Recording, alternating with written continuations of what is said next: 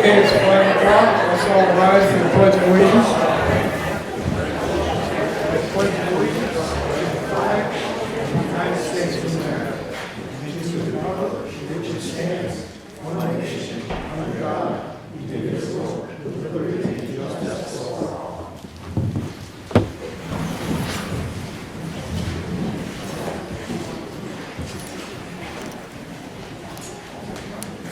If The microphone's in the picture now.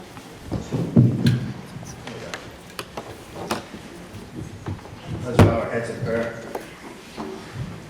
Gracious and Heavenly Father, you are the creators of the heavens and the earth and all things seen and unseen. We ask for your presence to be here amongst us tonight as the work of the town is done by the administrators and those officials that have been elected. We pray, Lord, for wisdom for them, Lord, and may your peace be upon us as we go through this evening. We pray this in Jesus' name. Amen.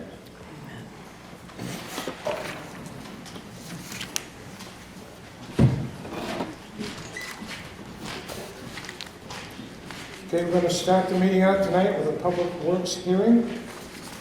And this is New Hampshire DOT special one-time highway payment, the amount of $73,826.23 in accordance with House Bill number 2, bridge payment for maintenance, construction, and reconstruction of class municipally owned bridges.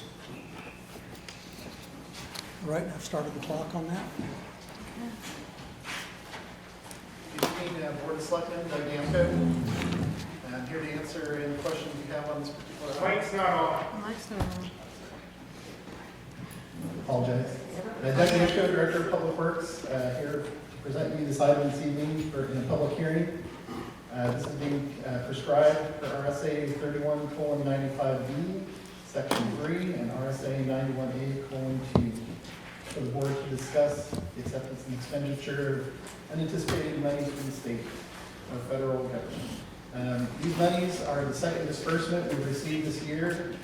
We received, coming out of House Bill 2, we also received $49,972.86 previously, back in November, and that was specifically for highway maintenance. So this is the second payment, and this is specifically for municipally owned bridges. In my report to you, I identified some of the work we've done so far on bridge work in town. Some of the funds have been designated to the bridge over by Dell's Dam. And some of it's been used to maintain the covered pedestrian bridge, the Riverwalk Bridge. For tonight, I wanted to discuss with the board the use of these funds specifically for some other bridges. One is the wire bridge, the Ken Curran wire bridge, and also the Industrial Park Bridge over the Music River. Both of these are the oldest bridges of the town. They do require some further evaluation. My proposal is to bring in a structural engineer that will take a look at those two bridges in particular. And these funds will be looked to be spent towards work on those two bridges. Can answer any questions you have. Mr. Chairman, I have a question. So on the Ken Curran Bridge, I believe, and I don't know the exact amount in there, but he left some money in an account for maintenance for that. Do we know how much is in there? I'm not familiar with those funds. Jamal was moving to Main Street to be administered. I can give me a couple minutes, but I think it's between $12,000 and $15,000 still left. Okay. And I want to say 4 or 5 years ago, Joe DePalma had an engineer look at it. I think we spent 5 to 10 of that. 5 to 10, 35 of that on that. But I can look through all that. Yeah, I can definitely follow up with Joe DiPalma as well. I'm not familiar with that. Well, and I'll also verify with the finance director, because if anybody's holding funds, we should be having them in some account if they're within the Absolutely. town. So I'll get Absolutely. that answer tomorrow. Okay, because that would take away from other monies if we're spending money on that where we don't need to. Correct. The other thing is, it just seems like we spend an awful lot. I know some of this money you want to have for electrical engineering in general, but I just hope we're frugal about that, because we get a lot of money tied up in engineering. but not always a lot of work done. So Right. Yeah, at just this point, all these monies are being, most of it's being allocated for the actual work. So yeah, I understand that the engineering now as much as we can. Thank you.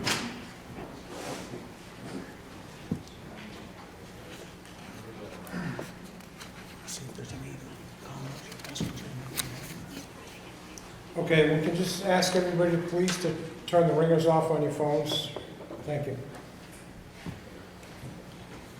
We ready for next item? You want me to call it later?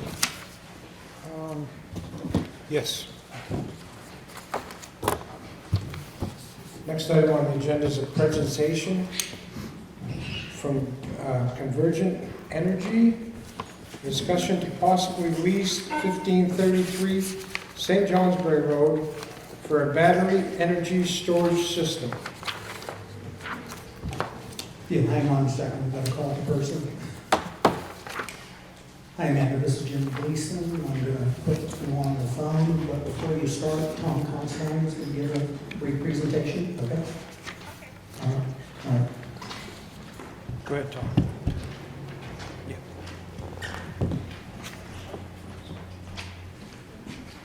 Good evening, Tom Constantine with Littleton Water Light. We did a presentation a couple weeks ago on a solar farm, and so solar energy is kind of intuitive, kind of all know what it is, but battery storage system is kind of new technology to us. So I wanted to kind of explain why we're looking for it.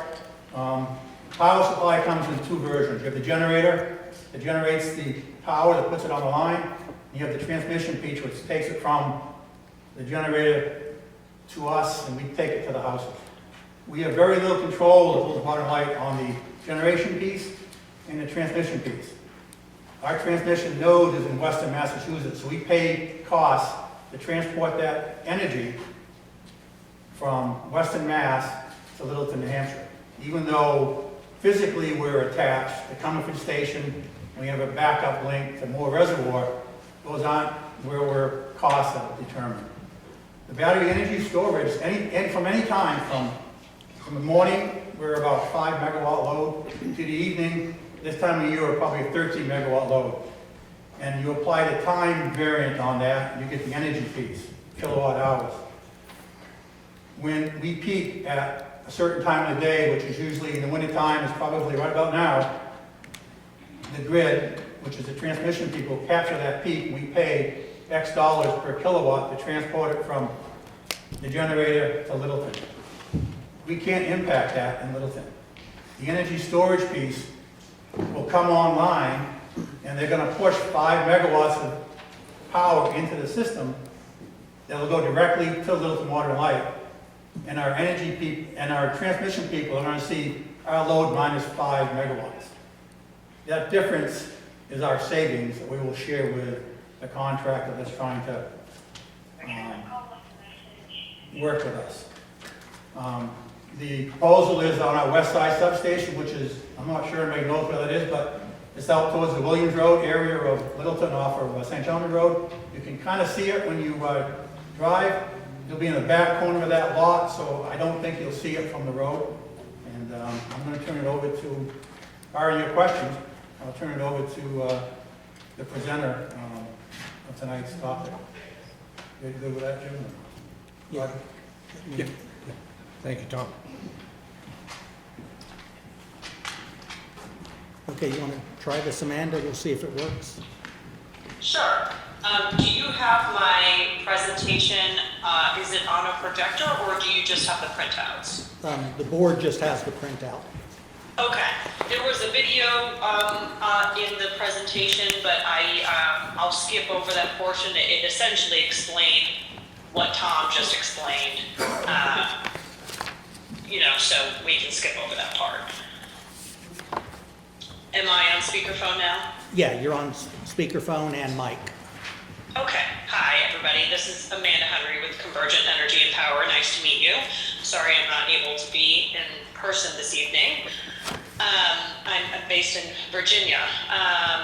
So as Tom explained, one of the challenges that some of these smaller municipal electric companies have is controlling cost when they're essentially getting power from farther away. And so what our business has been for the past 12 or 13 years is battery energy storage, which helps charge up these batteries when power is least expensive and is able to store it in these batteries and then deploy it when energy is most expensive. So that would be directly impacting the customers of Littleton Water and Light, therefore reducing their bills by allowing them to utilize the cheaper energy instead of the more expensive energy directly from the grid as they're using it. So Convergent Energy and Power has been around for about 13 years, and we were one of the first companies to really take charge in the battery energy storage space. And right now we're one of the largest operators in North America. We are also in Canada and Puerto Rico. And if you, I guess if you turn to page 3 of the slide deck that I have, it gives a little bit of a project overview and the siting of the project. So the area that's highlighted in teal is actually just a 3D representation of what the project would look like behind the existing substation on St. Johnsonbury Road. So the existing substation, you can kind of see the fencing around it, and our proposed project area is behind it on the south side, highlighted in green there. So there are 2 larger rectangles. Those represent the battery energy storage modules. They kind of look like a shipping container. And then there's some ancillary equipment that sits to the right of it, and that houses the equipment to help support the energy storage for the batteries and then also help deploy it to the substation. So we would be connecting directly into the substation, and while it's on and benefiting Littleton Water and Light, Convergent owns and operates the battery energy storage component ourselves. So we decide, we have a AI power technology that helps us modulate when to charge the batteries and when to deploy the batteries in the most efficient manner. And we track all sorts of data on when power is most expensive and least expensive to help do this. So it's operated remotely. We monitor it 24/7, and we have a team of about 25 people throughout the United States that monitors this stuff 24/7. Do you have any questions about the specific location on the project site before I move forward? No questions from the board? Okay. Slide 4 was a video, so we can skip over that. Slide 5 kind of goes over Convergent's track record. Like I mentioned, we've been in business for quite a while now. We have over 20 projects operating throughout the United States right now and Canada. We have probably these numbers are probably a bit out of date, but we have almost $1 billion worth of pipeline deals in 2024 coming down the pike. We work with a variety of customers, a lot of small municipal electrical companies, but also some large manufacturers who can't shut down their plants to operate, and so they're able to utilize battery storage to reduce their costs.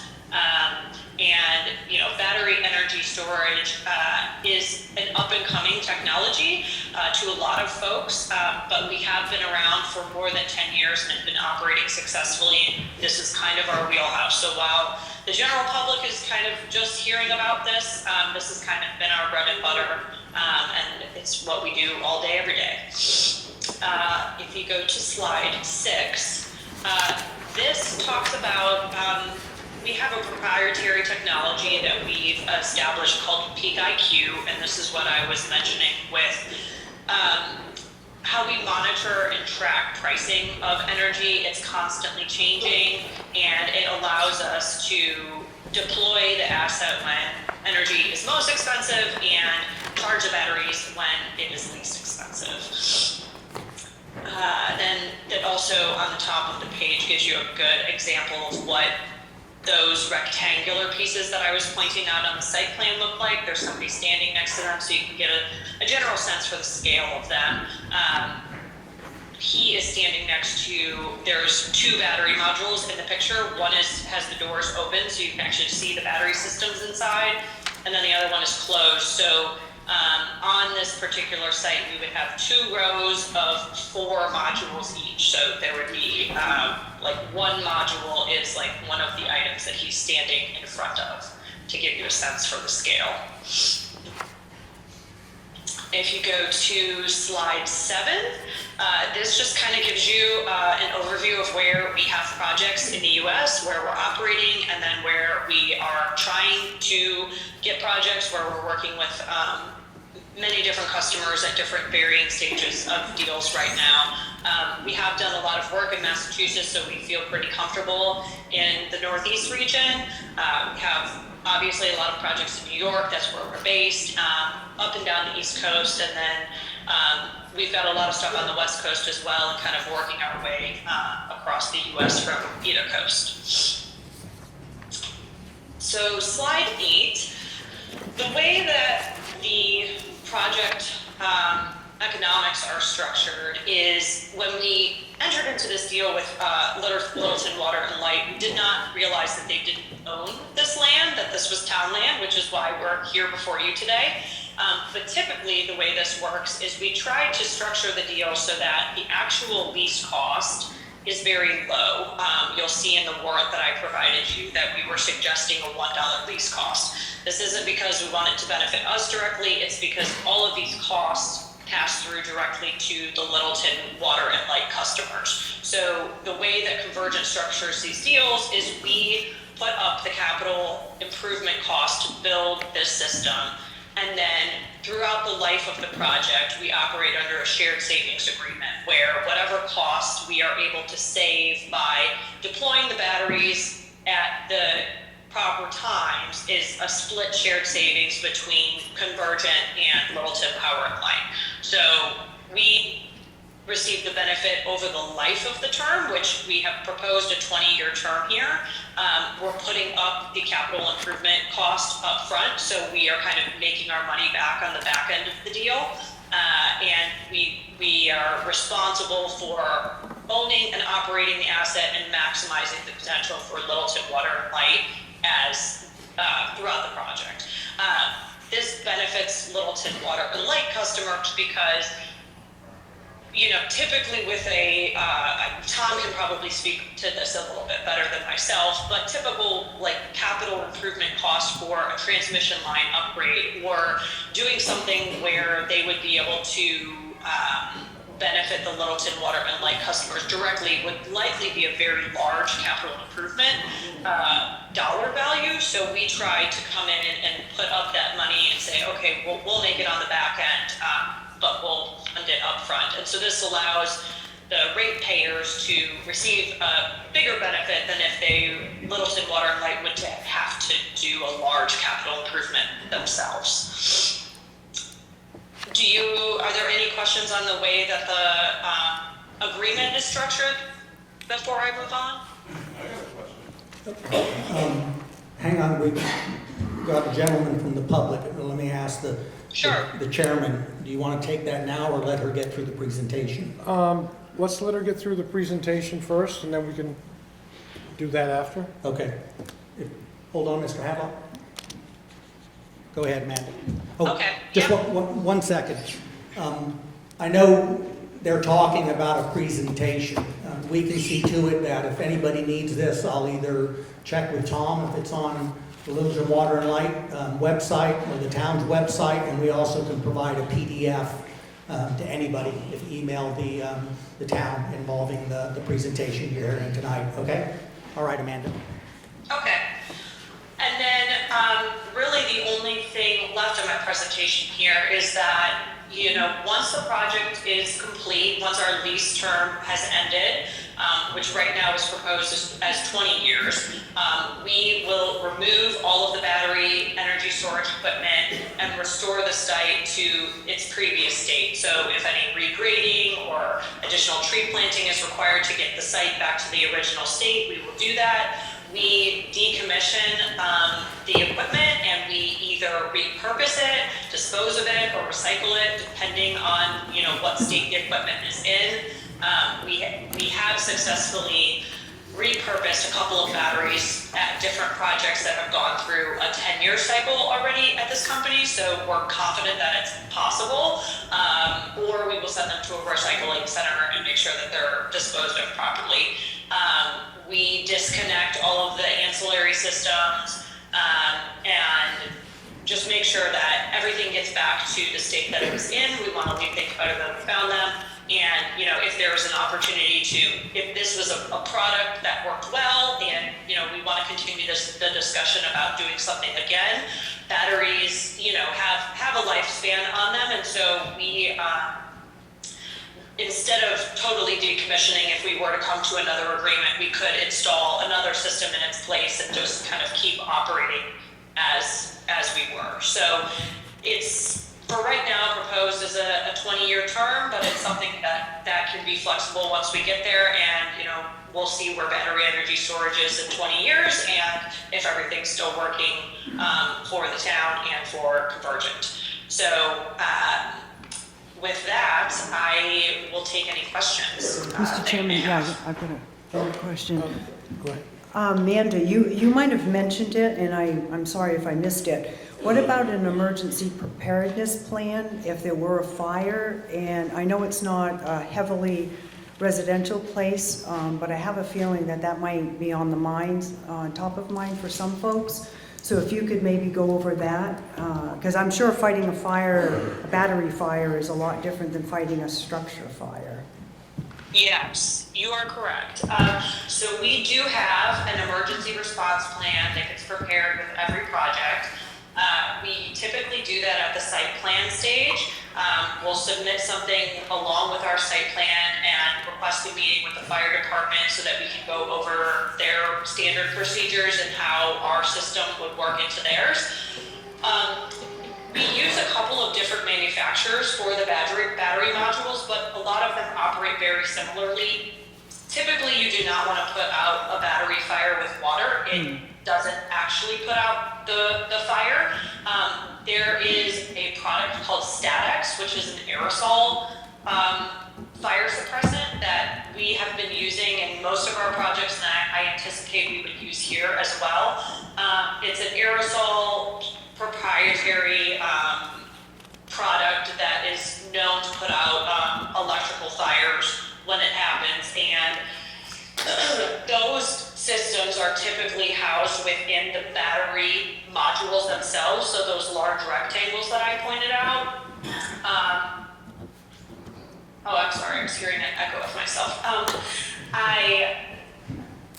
The battery energy storage systems have their own fire suppression system within them, and then depending on the local codes and what the fire department wants to see, a lot of times there can be what's called a dry pipe system installed, and what that involves is putting a pipe from the nearest fire hydrant to a location that's like within 50 feet of the site, so that if there were a fire and the fire department deemed that they needed water for, you know, say, whatever they deemed, they decided that they would like to use water in lieu of or on top of the StatX system that's within the units, they could connect to the fire department connection and hook up and spray water.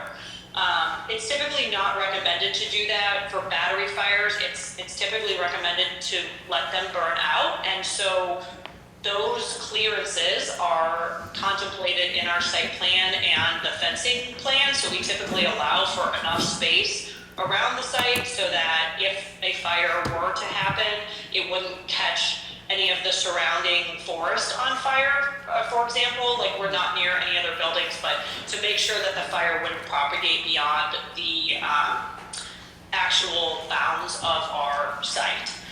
So yes, we do have an emergency response plan that we can, we would tailor to this site, and I'm also happy to send you like our, we have a generic plan that we edit for each site specifically, so I'm happy to share that with the town, that they can share with the public as well, if that would be desired. Great, thank you, Amanda.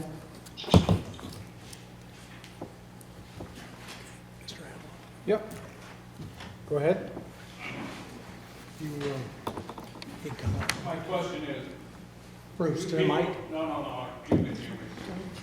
I'm not sure she can. 140 people in the town of Littleton that are not on Littleton Water and Light, okay?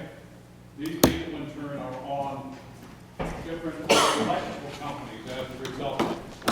And consequently, because one of the selectmen is right here, he knows he has to, you're not on the Littleton Water and Light, are you? No.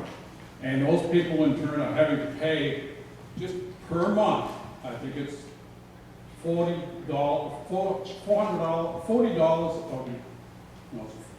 I can't remember exactly what it is. They have to pay a fee to be able to get onto it. And this project of what you're talking about will give no benefit to the 140 people in the town of Littleton that are on the other electric companies.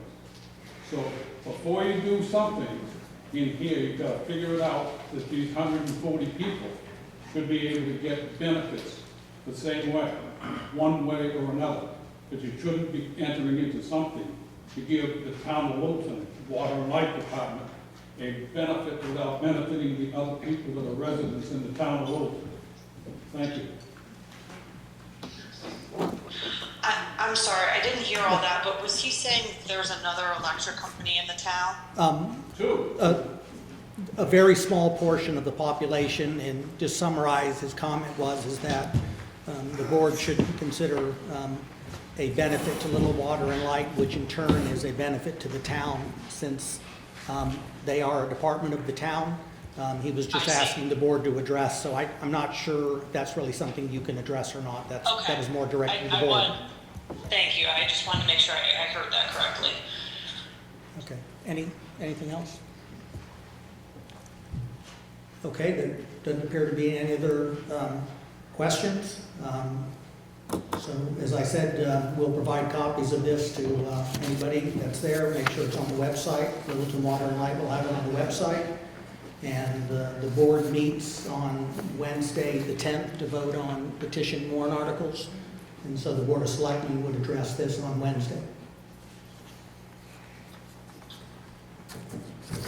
Okay? And who requested the emergency response plan? Carrie Gendro, one of the Board of Select members. Okay, I can send that over to Vicki Potter and have her distribute that if that would be okay. Yes, ma'am, that would work. Okay, I will do that. Okay? Okay, and is the meeting on the 10th, is that a public meeting or is that a private meeting? Nope, all meetings are public at the town office. It'll be the Budget Advisory Committee meeting and the Board of Selectmen to vote on a few remaining petition warrant articles. And we do have your language on the petition warrant article on this one. Okay, All right, I think there might be one additional question for Mr. Hadlock. all right. The other one is, if your fire department insurance is involved with this, making whether you get water or not, you should be getting it and tying it in with the town of Littleton water out of the thing on it. Because if they do, out of the thing on it, their insurance rates on the homes that are all around here will decrease almost 50% probably. It's based on how far you are from a fire hydrant. And if you in turn make the negotiations with these people to put it in here, and you get the water, the town water coming down there on it, these other people in turn are going to get savings on the fire insurance. So there's more than just meets the eye that these people are not on top of when you're making this decision out of it. So I think that you need to be really doing your homework completely before you would actually ask to be putting these things onto the town and then the townspeople. Because again, you've got all these other people that are not benefiting from it. Amanda, he was addressing an issue with the fire department and Little Water and Light involving a water source from the town. So again, I don't think that would be something that would be addressed by you. That would be an issue that would be addressed by Littleton Water and Light and the town's fire department. And it's Yeah, going to be right. by the people. The people are the ones that own this thing here. It shouldn't be just those two and their commissions on it. The people in turn should be voting on something on it and bringing up but it should be here for the benefit of all people that are in here as far as that goes. Even Roger, Bruce, that's why it's gonna be on a warrant article. it shouldn't be on the warrant article. Because why would you be putting something on here when you can't make those measurements out of it in here? That lady doesn't know. She didn't know there was another power cut. There's not one, there's two. Thank you. Okay, Amanda, no other questions, so I will go ahead and let you get off the line, okay? Okay, thank you very much. I appreciate your time. Thank you.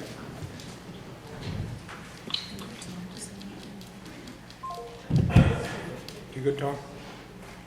We got to just answer direct questions. Where, I guess, Tom, maybe you can clarify that. We know there's a small number of folks in town that don't benefit, but I don't know why that would prevent another 98% from benefiting. Well, that's something right, that was more- 6,000 people that are on the system, more or less, in other towns as well. Bethlehem, you have some Lisbon customers, Lyman customers, Littleton, majority of Littleton customers, minus the 140. We did try to pick up those 140 customers years ago, but hit a roadblock and we're told no. But this planning of this project in particular is in the first phase. I mean, we're on step number 1. We agreed to the principle of the how the cost share went, but permitting and everything else is on the contractor. So we're in like step 1 of many. First one being the lease of the property for both this one and the solar project on the old dump. So will it benefit? It will benefit everybody in town indirectly, because if we bring rates down, the town government, our rate payers, their rates are going to drop, which affects their budget, which affects everyone in town indirectly. Not a direct benefit, as Bruce is saying. Indirect, no, I'm not. Indirectly, they will benefit, because they are, the town and the government are our indirect beneficiaries. And the other thing too, as Roger said, at the very end of the process, if it does go out, the voters get to decide, they make the final decision on petition one article. Correct. Okay, our We public need to hearing. come back and close out the public hearing.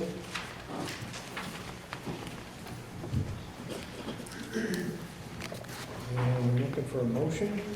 Nope. No.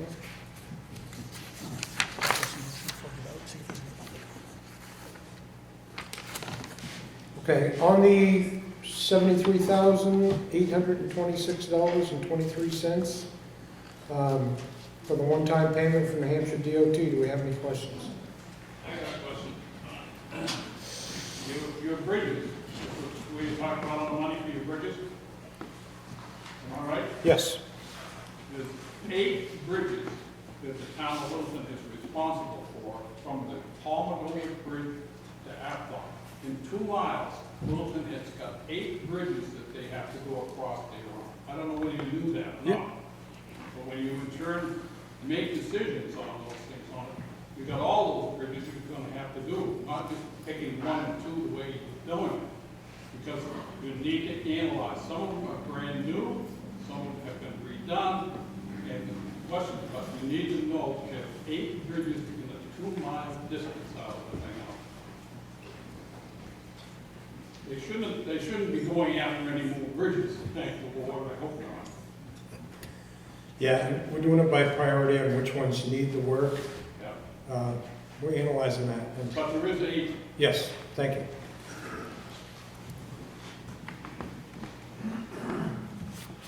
Okay, now looking for a motion. Yes, nobody else? I'll make that motion to accept the $73,826.23 one-time payment from DOT for the, sorry. I make the motion to accept the $73,000 plus for the one-time payment from New Hampshire DOT for maintenance, construction, and reconstruction of the municipally owned bridges. I'll second it.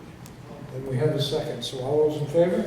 Could I just, for further discussion, because Mr. Hadlock does bring up a good point, we Yeah. should read the bridges, because we do have them listed in front of us.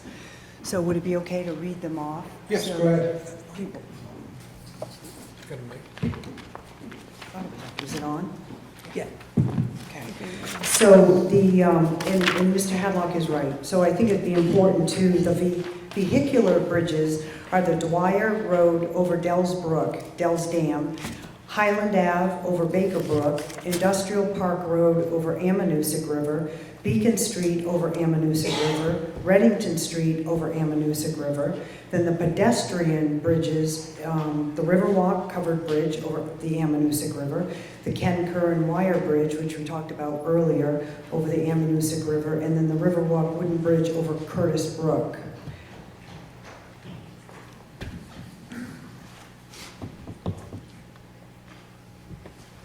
Okay. Now we need a motion to close the public hearing. All those in favor? Aye. Aye. I'll make that. Need a motion to, I'll make the motion that we close the public hearing for this. Second? and we have a second. All those in favor? Aye. Aye.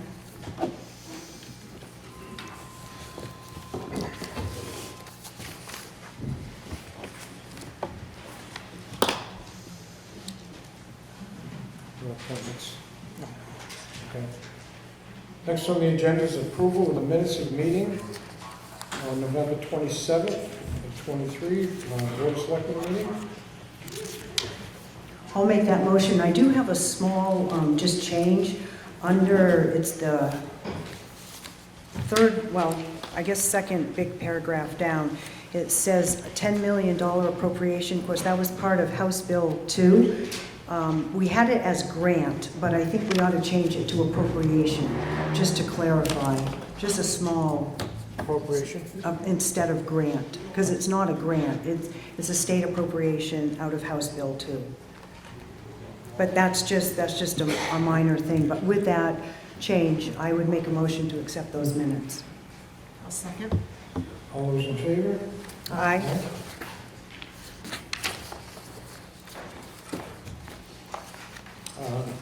December 6th, 23, Board of Selectmen had a work session.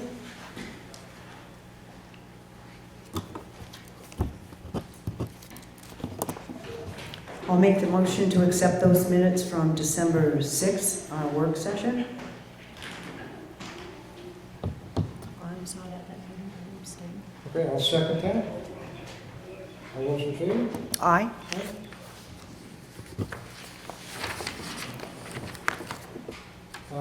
December 14th, 2023, Board of Selectmen work session. I'll make the motion to accept the minutes from our Thursday, December 14th work session. I'll second those. Okay, I have a second, so all those in favor? Aye. Aye. Town managers updates. Yes, sir. Emailed you Friday, Rogers, and passed a copy down. Each member, as you know, that we have been in negotiation with a new bargaining unit. Came to a tentative agreement on Thursday. That group met today and voted 10-0 to approve the tentative agreement. And the deadline is tomorrow for the board. So it is before you. This would still go as a petition warrant article to the voters, but it's the tentative collective bargaining agreement of which you were a member of the negotiating team. So if you want to address or say anything about that, we would at least need a motion and a vote tonight. Basically, you've read them, pretty much the contract over? Okay. Guess I'm looking for a motion to accept. Do you want to put this aside until, because Linda hasn't read the document? So can we do it on the 10th? It cannot be done on the 10th. That's Okay. why I have set for a meeting tomorrow at 5 p.m. because I wasn't sure Linda was going to be here tonight. But the attorney said, no, it has to be done by tomorrow. So we can do a short meeting tomorrow at 5? Give you a chance to go over that? Okay. Let's table that till tomorrow at 5.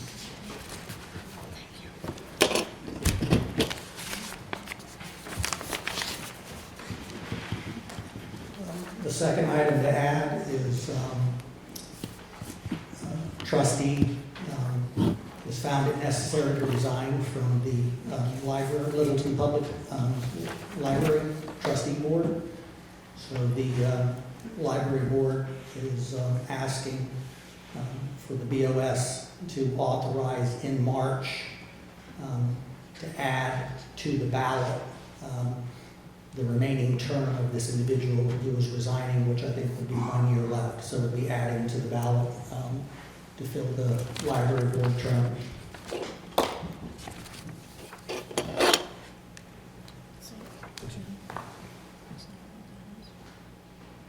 This is different from that one. That's an expiring one, and we have one that's resigned. Yeah, this is something, Yeah. but Right. this is, completely different. this is in addition to that. I'll make that motion that we put it on the ballot. I make a motion that we put that trustee for 1 year on the ballot. I'll second. Okay, all those in favor? Aye.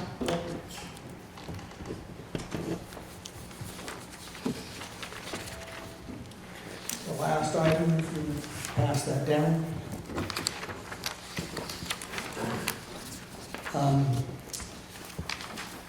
I would like to submit my resignation from position as town manager effective Friday, February 2nd, 2024. This decision has not been easy, but I believe it's in the best interest of both myself and the town of Littleton. Thank you.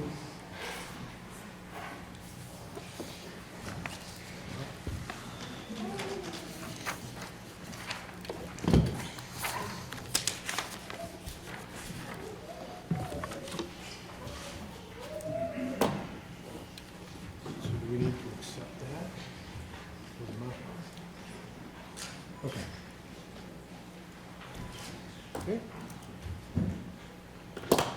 Is that all, Jim? That's all I have under town manager, yes. Okay.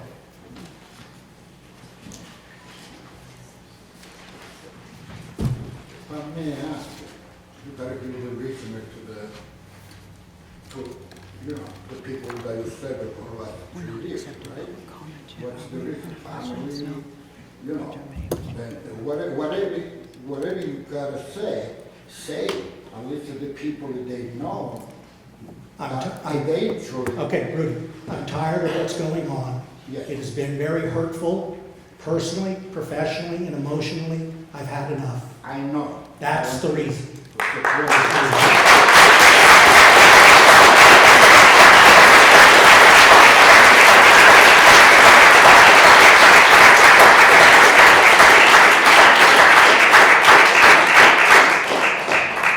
Yeah, I don't mean to get really deep into your personal affair, but as personally, you know, knowing you and almost everybody, you know, the board, I personally gotta say that this is the best. I've been up in Littleton for 20 years. As a couple of town manager, town ago. This gentleman over here is the best over the best.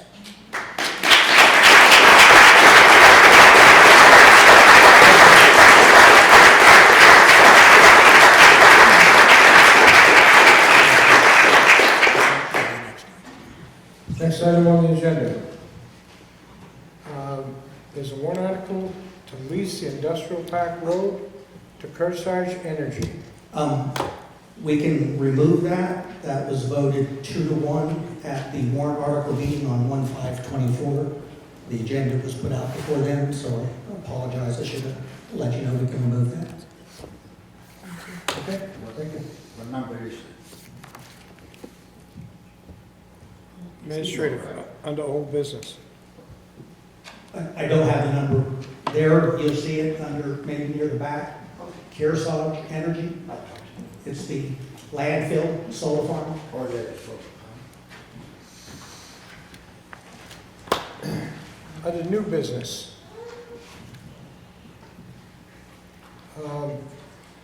Corey Profito with a towing rotation call list for the town of Littleton. Corey?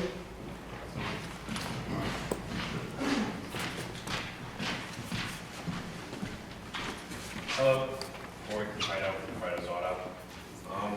I'm requesting a change of policy to change the rotation to calling us before the out-of-town companies for a couple reasons, as is I'm a resident and a taxpayer in the town. Within the business, if we try to go to other towns and get on their rotation, they kind of do the same thing. They use their local people first. Also, like, as far as getting the roadway cleared, we're right in town, we're the closest, and we can get there as quick as possible. To get the roadway cleared as quick as possible, which is the main goal of the whole thing.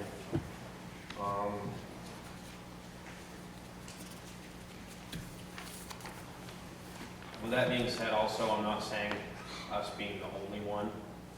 Like, if another local within the town of Littleton company came about, then it would be a rotation between the two of us, and then go on to the out-of-town companies.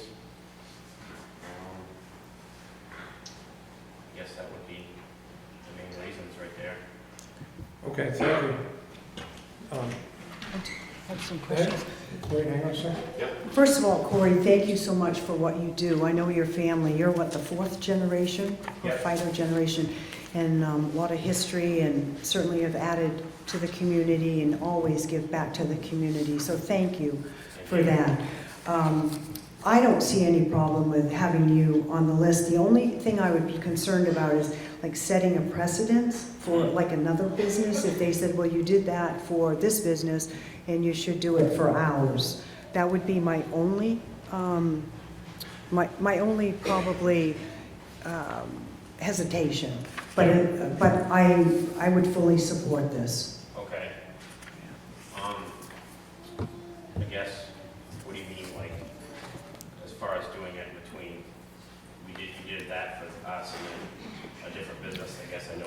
Yeah, if there was another business in town that said, we would like to be first on the list instead of you going out of town, Yeah.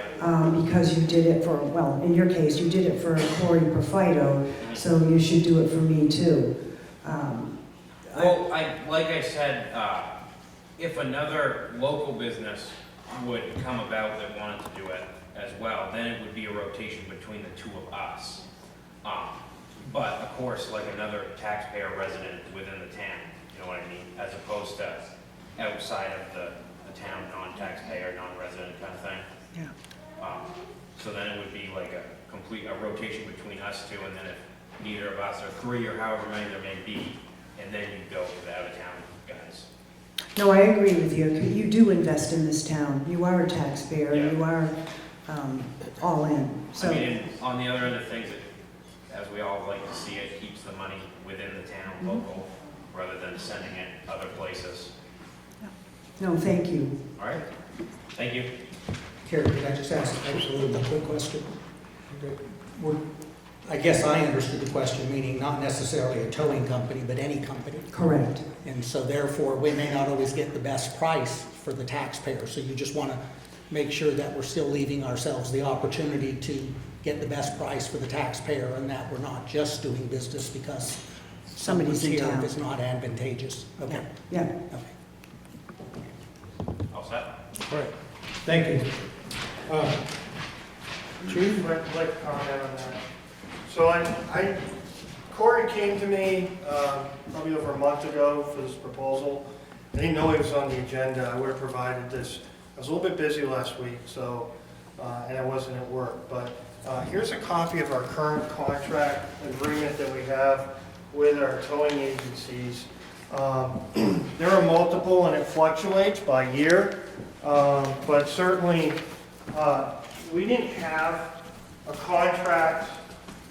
We didn't have a contract with or an agreement with any towing agencies until around 2021. Prior to that, the policy in place was put in place long before I even started on the police department in 1992.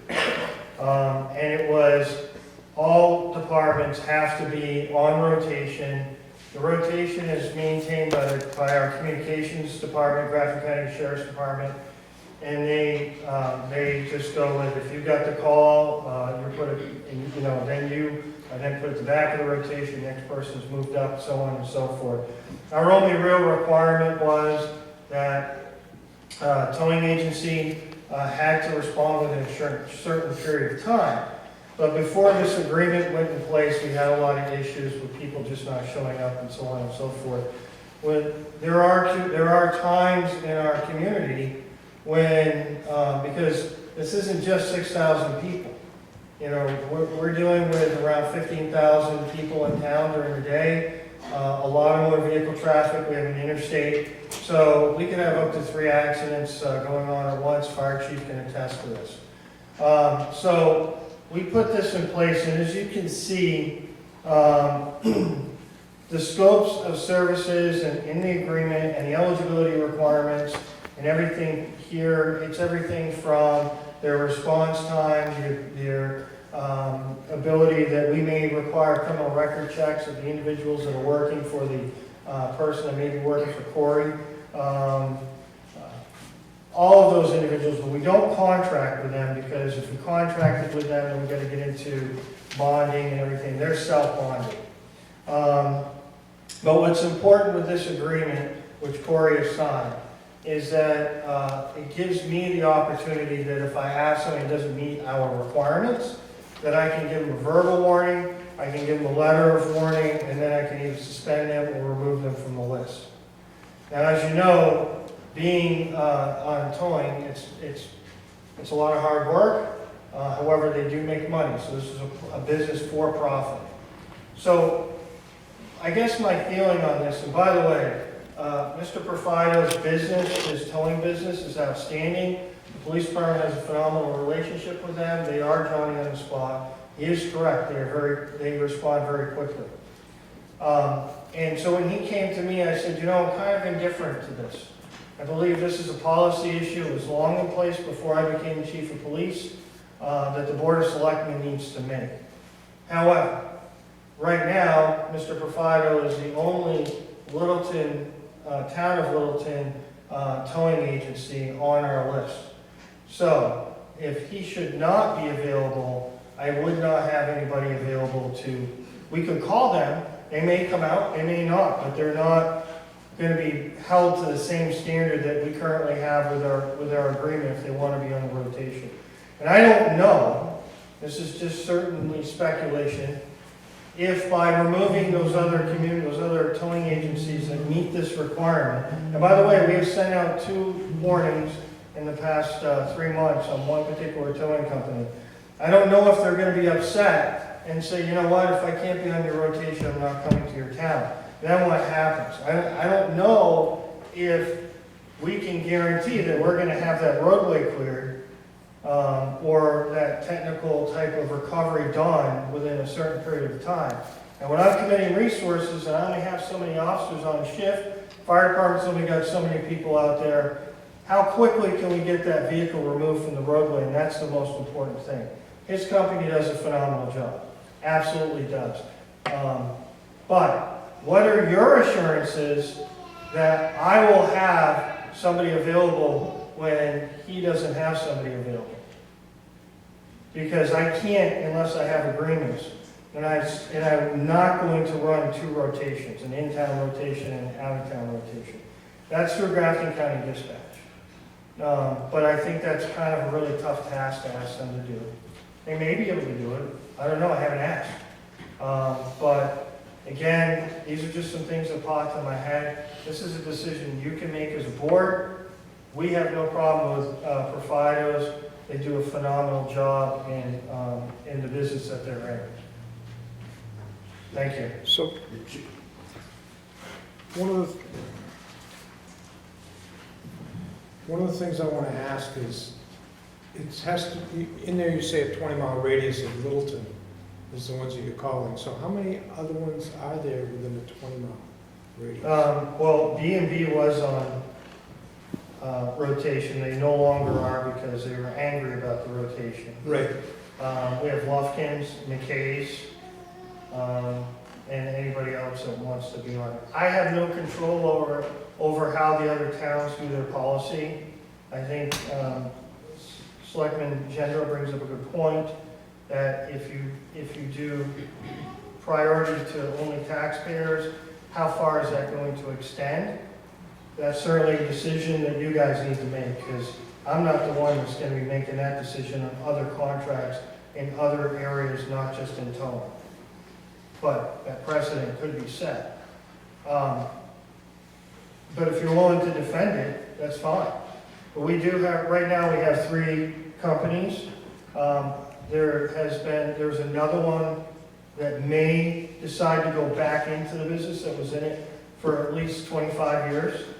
But they're back and forth on that right now. Okay, Okay? thank you. Thank you. If somebody gets back, do I can talk or I gotta write, if somebody gets back in the Rudy, do you have a question? yeah, I have a question, don't you hear? I'm asking. You gotta go to the mic. Come on up here. I gotta get to my. Yeah, come on up here. If somebody gets back, it calls the AAA, right? If somebody gets back, like me, I can. No, so Rudy's asking if somebody needs a tow, are they gonna call AAA? Yeah. So we do not utilize AAA because when you call AAA, you may be getting their dispatch service that is asking for a AAA service out of maybe, I don't know, Nashville. Okay? Sometimes it can be up to 3 hours before AAA will show up on scene. Great service to have, okay? But we need those vehicles removed off the roadway for safety issues, and that's why speed is important and quality is important. It's got to be done safely. They got to have their certifications. We're just not going to allow anybody to do a tow, and they've invested a lot of money into vehicles and equipment to do it safely. Why you cannot be a member of AAA, Mr. Popeye? He can, but he might not be the one called. See, the way they do their dispatching, they don't go to Littleton AAA. Am I correct here? They'll call AAA somewhere else. And that dog don't hunt for us. We need that done, we need that work done immediately. So even though he might be AAA, which has happened with B&B and some other companies, they don't get the call directly. It used to be a big issue with McMahon's towing. They don't get the call. It can go to anybody with AAA. Any service. Great. Thank you. I guess I have to come over here. This is mostly, I guess, a question to you. With the new overnight parking ban and the increase that you're going to need for towing, are you expanding your list? Are you looking to keep it only local for where Fidos gets all of those tows for all those that are going to be there? What's going to happen there? Because you're going to need it quick according to snow removal reasons for overnight parking bans. Well, I hope I don't have to tow anybody. That's the whole purpose of the program. But it's a good question. I agree. People aren't. Because that's why we want advance notice and work with our Public Works Department. But whoever is on our rotation list would be the person that is called. So if it's Mr. Profido and the board elects to go with Mr. Profido, then he would bring those vehicles to his impound lot. That's one of the reasons we had the 20-mile thing there, because we had one company that would have a driver stationed in Littleton, but their impound lot was 45 minutes away. Yeah. And we didn't feel that that was appropriate for our citizens. Are you going to be expanding the list though? Because if you do have a lot of overnight tows and all of those guys are taken for something else, I can only expand, I can only have the list as big as the amount of towing companies that are willing to do tows and meet our agreement standards. Right. Are you on the current list? He is. You are, okay. Yes. Okay. Thank you. Thank you.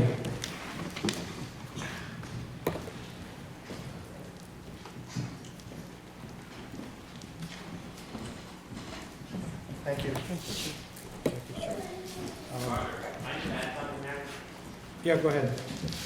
You just take that under advisory, is it?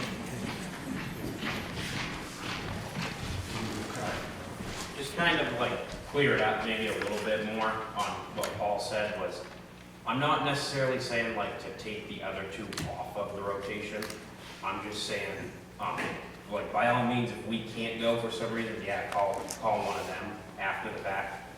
But at least give us the first shot at it as women being in the town and a resident and all that stuff that we can talk about.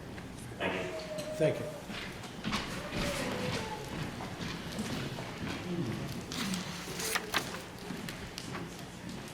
Next item on the agenda, it's the filling of the zoning officer's position.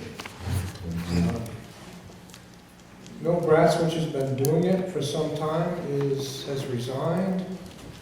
Finally, he's retired. And we're needing to fill the position.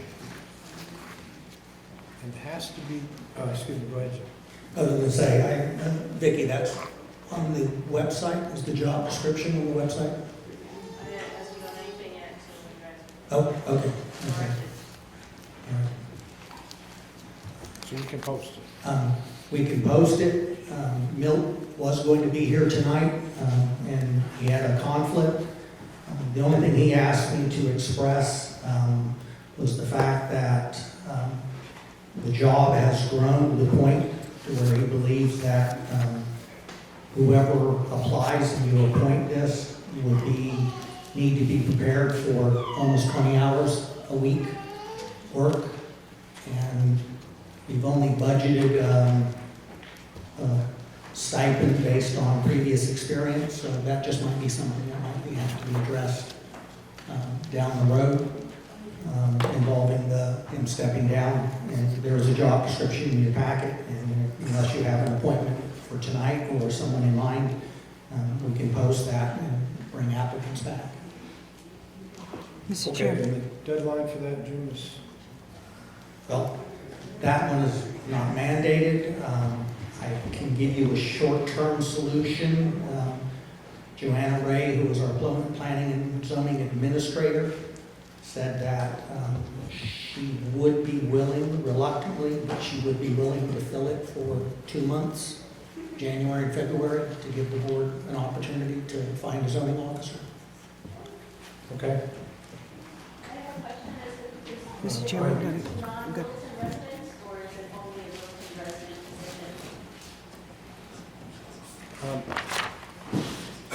The question is it just a Littleton resident position? Jim, is it? I don't believe it is. Yeah, I don't see a residency requirement.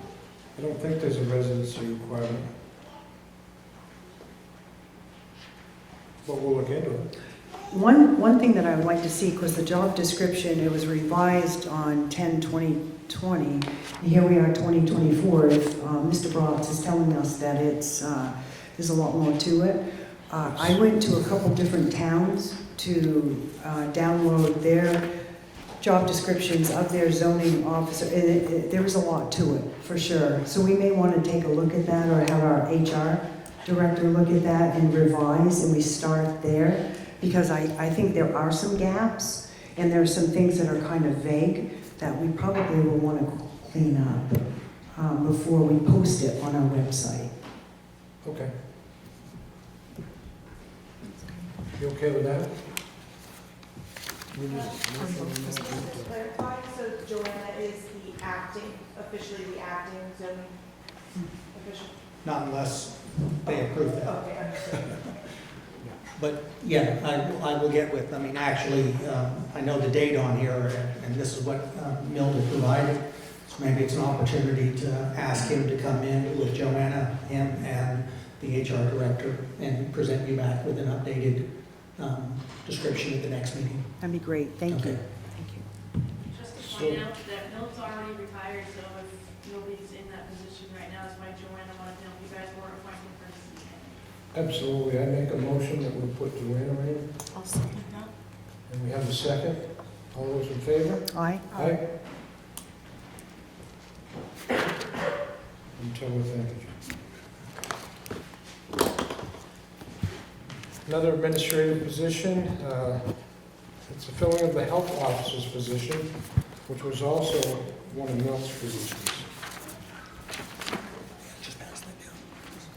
Milt also provided this to me today, and apparently, I guess state law changed, and it said that the Board of Selectmen not shall, but I think will or must appoint a health officer within 15 days of vacancy, and Milt retired as of January 1st. And so if you don't have a health officer, Roger, you will become it. But I think the solution in the interim there would be that the fire chief is currently serving as the deputy health officer. And I know he's sitting here in the front row and hasn't been asked, but maybe would serve as the interim health officer until this board was able to make a decision. I'm willing to help, Roger. Yeah, thank you. That's my plan B. And we could also maybe change the description on that because it's probably outdated also. I will check and see what's the date on that, because that one's a little more stringent in reference to, That's how the RSA 120. yeah. It's 21, 10/21 was the last time that was revised. But it's based on the RSA 128. So Chad, is it something you'll accept, a temporary position? Do we find somebody, or? Yeah, I think, you know, definitely, I mean, I've continued to be the deputy on a temporary basis just because I lost my standing. We did have a position in the fire department budget this year to try to address some of these issues because Milt again reported how busy and time consuming it is, and some of that work you've seen we assist him with more recently. So I think it's something we can take a look at and we can keep things going at least for a period of time and bring back some solutions. And I'll take responsibility in terms of the shortness and on the agenda.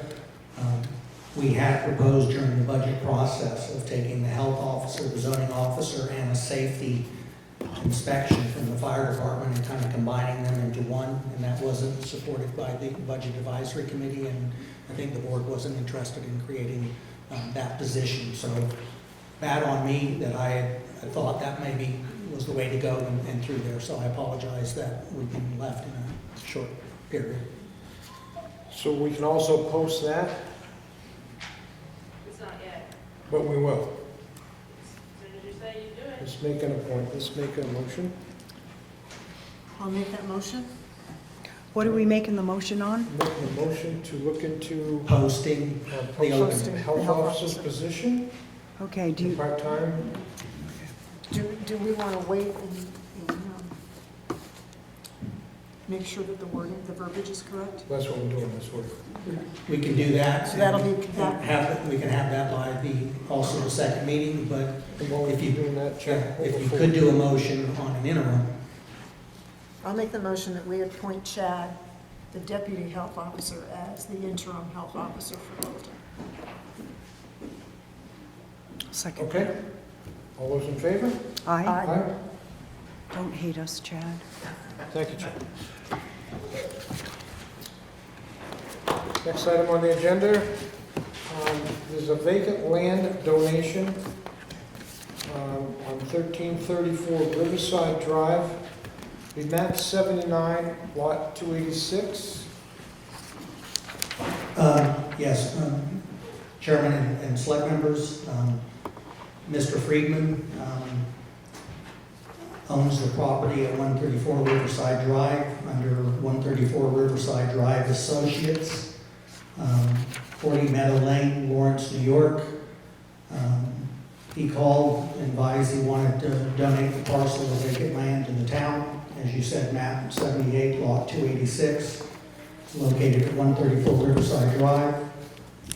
The assessed value per the town's tax records is $97,100. So if the DOS were interested in the donation, you have to vote to accept the parcel contingent on a warrant article being approved. If you're not interested in the land, you could tell me tonight, and I could let Mr. Friedman know that the board wasn't interested in the donation. It is an odd strip of land along Riverside Drive. Not sure what would be developed or would go on there, but it's the board's discretion. Between Riverside Drive and the riverbed is where it is. Would that be a possibility for the dog park? I know it's a long, narrow piece, but could that be developed into? I'm not familiar enough to say yes or no, but it's really an odd piece. It is a very odd Yeah, it piece, is and an it's odd pretty swampy and apart. My concern, Jim, and maybe you can help me with this, we're saying that it's 97,100, the assessment, but on the new property card, it's actually 111,500. Is there something I'm not seeing? That might have been updated, I guess, from when I got the information. Okay, but it looks like the new property card is saying 111,500. Yeah. My other question is, it would be taken away, I think it's about $2,000 that Mr. Friedman is paying in taxes every year. So that would be coming off the tax roll if he were to donate that land. Yes, ma'am.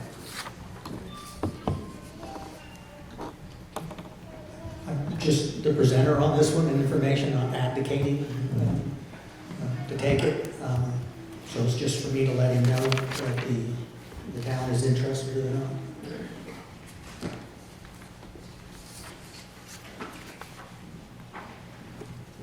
Is a no motion and on interest? I agree with Carrie on this one. I don't see the value unless we can develop it into some sort of a dog park for that group. It takes it off the tax rolls. And as a dog park, it would take it off the tax. As well, right. The only other thing that I thought about, and I don't know, Roger, you probably could answer this, the snowmobile club, it's right off the trail there. If it were possible to do a building for the groomer, or would it make sense, because I know the snowmobile club is 501c3, correct? Yes. So it would be, I don't Take it off the tax rolls too, wouldn't it? Still take it it off the would, tax. yeah. But I don't see it being. I was going to say, taking it off the rolls and having it usable Yeah. might offset that $2,000. Yeah. And again, not advocating, just saying that if it could be used for something, then it may be worth the $2,000 a year. If not, then we'll own a strip of land that we'd have to maintain and mow and take care of, and wouldn't provide any benefit, so. It's, Right. yeah. Kind of mixed on that one. And the taxes are roughly It's a little over a 2,000. little over 2,000 a year on that.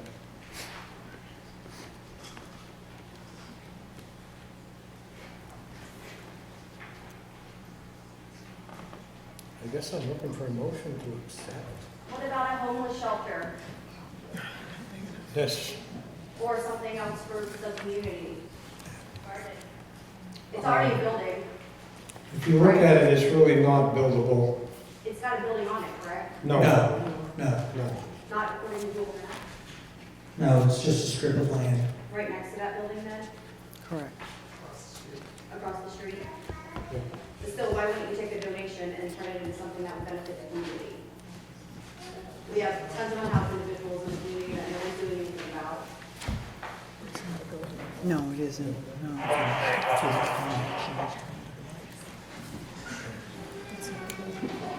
It's not a buildable lot. No. You actually have some really good ideas with that, so thank you for bringing that forward. I don't know, Roger, you said you went and walked it. I live up in that neighborhood anyway, so I walk it, I drive by it almost every day. There's a huge portion where it has, I guess they call it a swale back, where it's pretty swampy, and when we get a lot of rain, it floods out in that area. And then also, there's a little bit of area where there's a pretty steep bank, so there would have to be some dirt work done to it. But it's, if you get a chance, go take a look, and I'd be happy to share too what it actually looks like. It looks like a giant slice of cheese, only very skinny. Yeah, so it, you know, if you take a look at it or go, but I like the ideas. But compared to the amount of money that we spent for people up in the hotels, if you get something donated and you have to spend a little bit of money to get it to a community thing, I don't understand. We spend a lot of money to put unhoused individuals in hotels in winter. I don't know if any of you can tell me the amount, but I would love to know, because I've heard some guesses. But I think that if you get something donated to you, you should do something with it, even if it's gonna take some work. It's worth it, it's just gonna benefit the entire community. I think you're on the right track with that. I just don't know if this would be the highest and best use for this land. That's all.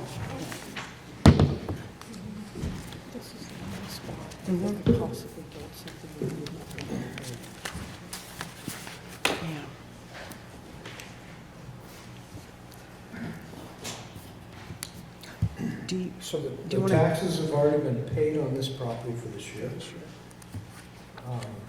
I think that we could do more research on it and find out what it could be done, maybe before we accept it, or does that have to go on a warrant article? It has to go on a warrant article, and you're running up against the deadline.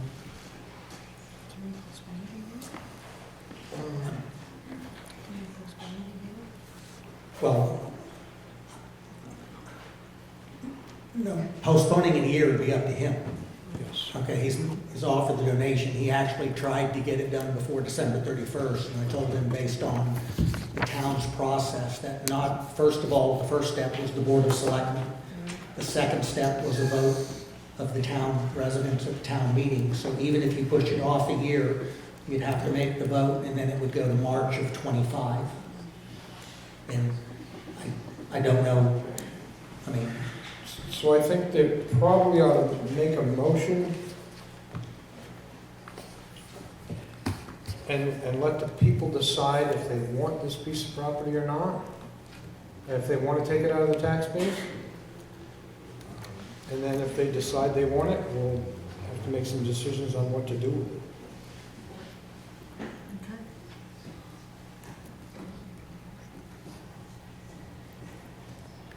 I'm looking for a motion. Sorry, I'm just zoning out here. No, it's okay. Just trying to think Yeah. what would be, you know, for the best for our taxpayers, best for the town. But you're right, if we let the taxpayers decide, then they speak. It's They've the spoke, yeah. legislative body, and they say, yes, let's do it, and then we get creative. Yeah. Okay. So I'll make that motion, that we put this as a warrant article on this year's ballot. Okay. Have a second? I'll second. All those in favor? Aye? Aye.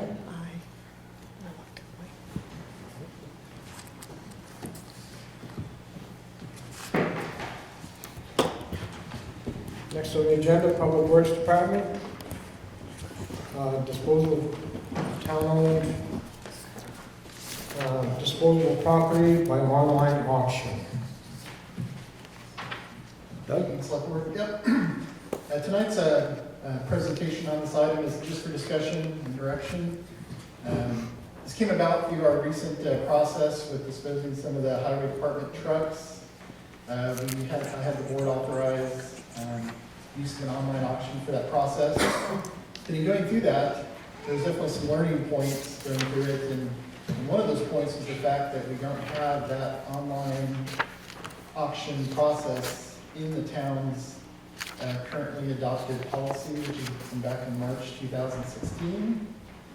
So I proposed some revisions to that policy as a draft to the select board for discussion tonight, to incorporate online auction and give that clarity needed, as that's a very common means, and there's been a lot of development in the public works arena of doing online auctions. One of the benefits really that we saw is we had a pretty broad net of folks interested in trucks that we had disposed, from way down to Pennsylvania, I believe. So we do have a broader network of people that can bid on equipment and trucks, and we can get the best bids we can receive. So that's I see one of the benefits of doing the online option. So tonight I just wanted to get the board's feedback on these draft revisions that I put together and see if we want to proceed with that or make additional changes.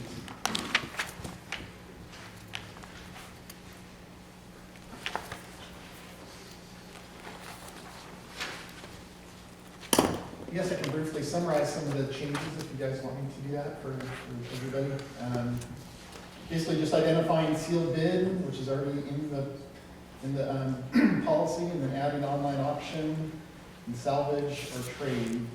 And then the select board would have to authorize whatever disposal method is recommended and brought to them by staff. And then the board of selectmen, and there's also a process where the town manager can dispose of other things. So a lot of this policy applies to vehicles, but there's other items that are of lesser value that are covered in the policy as well. But tonight's discussion primarily around vehicles, which the board of selectmen has to approve. With an online auction, basically the board would do a publicly noticed meeting, act upon whether they receive sealed bids. If it was that route, if it was online auction, they would receive in tabular form the results of a publicly noticed select board meeting. And in either case, they would act upon those results in identifying or confirming the selected bidders. Just to clarify, Doug, so that last sentence would mean that the board of selectmen would still be voting yea or nay to accept whether it be online or sealed? Correct. Okay. And I did confirm we have the ability to reject bids through an online auction process, even if they're the highest bidder.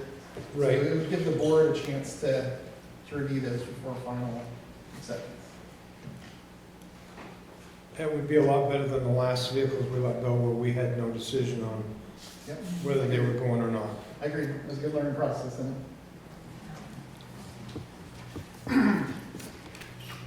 Okay?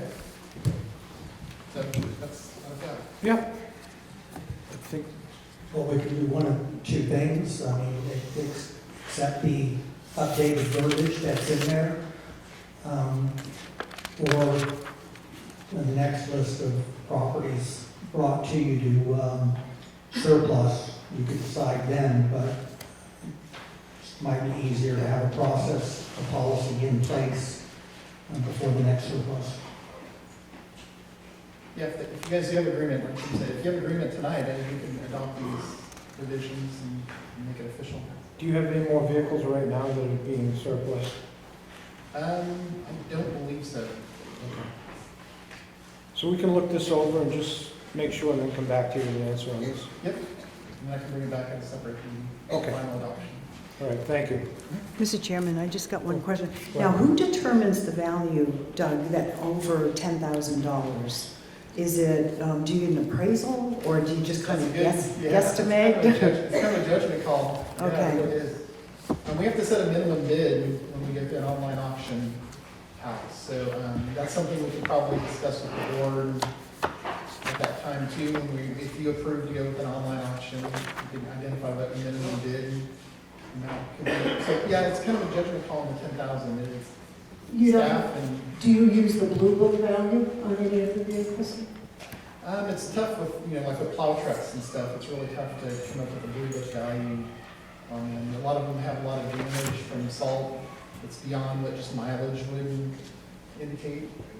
But yes, we actually go out and look at some of the online auctions that are going on already, these different companies, and we can use those for comparables too, to try to get a rough idea of the value. We also talk to some of the truck vendors that we buy these trucks from. They'll give us an idea on trading value. That'll help us too. Okay. Thank you. Just thank you.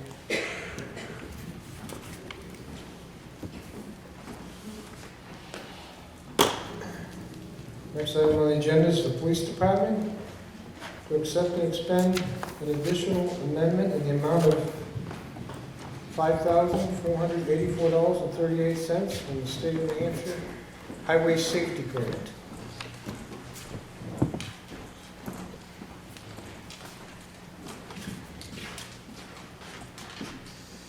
So last fall, the board, after a public hearing, accepted grant number 24106 from the State of New Hampshire Department of Safety for the sum of $12,000. As you know, those funds for overtime enforcement, meaning meeting the grant criteria for areas like pedestrian and bicycle safety, youth seatbelt enforcement, DWI saturation control, cell phone, and texting enforcement. And as you know, historically, the state reimbursed the overtime, and we take care of a lot of soft costs, such as administration, for the management of grants. That's part of the offset that we're required to do.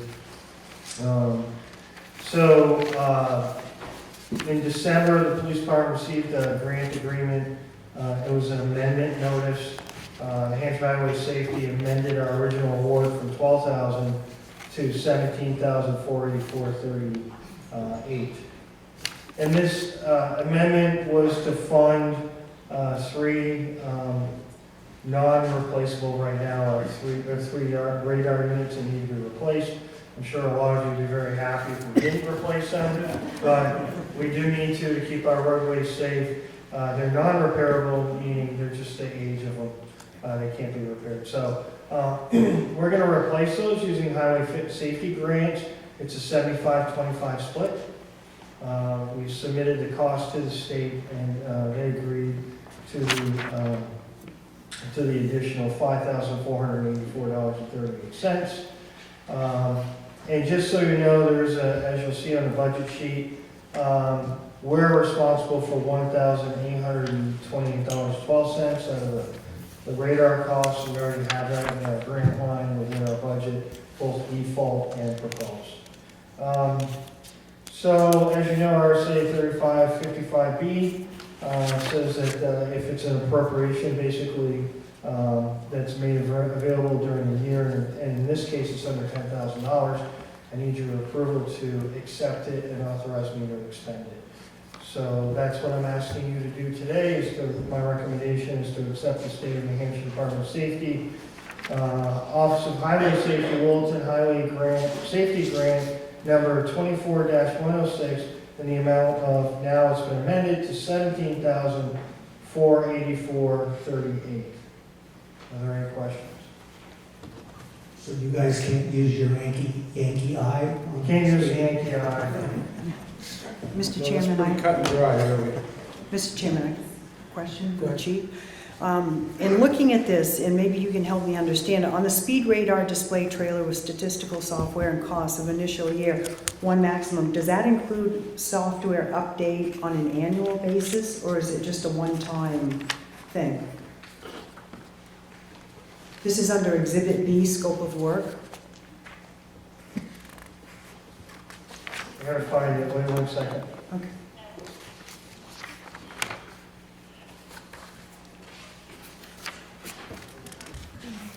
So that's on the second page. That is usually for examples, not for our in-car radar systems. That would be for, well, for example, the units that are on Union Street right now. Sometimes those require software updates. Okay. The manufacturer provides those, but not in this case. Any updates are included in the cost. Also, they have to be certified, and everybody will be happy to know that they're certified annually, and that'll be taken care of there. Okay, and then on the in-car radar units, you're asking for 5, or you're going to purchase 5? No, No, we're asking okay. for 3 units. Okay, That's all all right. we need is 3. We have 3 units, 3 in-car radar units. All right, and just more of a curiosity question, Chief. Does the, when you do the calibration, is it done daily or weekly, monthly? Each officer, prior to utilizing the radar units, required to calibrate it with tuning forks. That's an internal calibration, just so that we can testify in court that they work properly when we start our shift. And they are calibrated annually by an off-site company that comes in and hooks their gizmos and calibration devices up to the radar units, and they either pass or fail. And if they fail, then they're fixed until they do calibrate. Okay, thank you. Thank you. So I'm looking for a motion to accept. I'll make the motion to accept the State of New Hampshire Department of Safety Grant 24-106 in the amount of $17,484.38 to accept the grant and expend the funds. And expend. I just said that. Okay, good.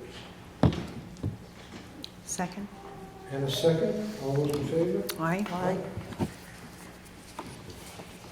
Next on the agenda, Fire Department, accept and expend a $2,000 grant from the State of New Hampshire Homeland Security to purchase radiological equipment. Thank you. So this is equipment that used to be in a lot of different municipalities, and there was a change in the way that the state managed this program. They used to own it, and they've recalled it all, and now they're returning some of it to communities. They have the equipment, it's pretty solid state stuff, and we have it available to test for radiological emergencies. We do have radiological materials either traveling through or in Littleton currently.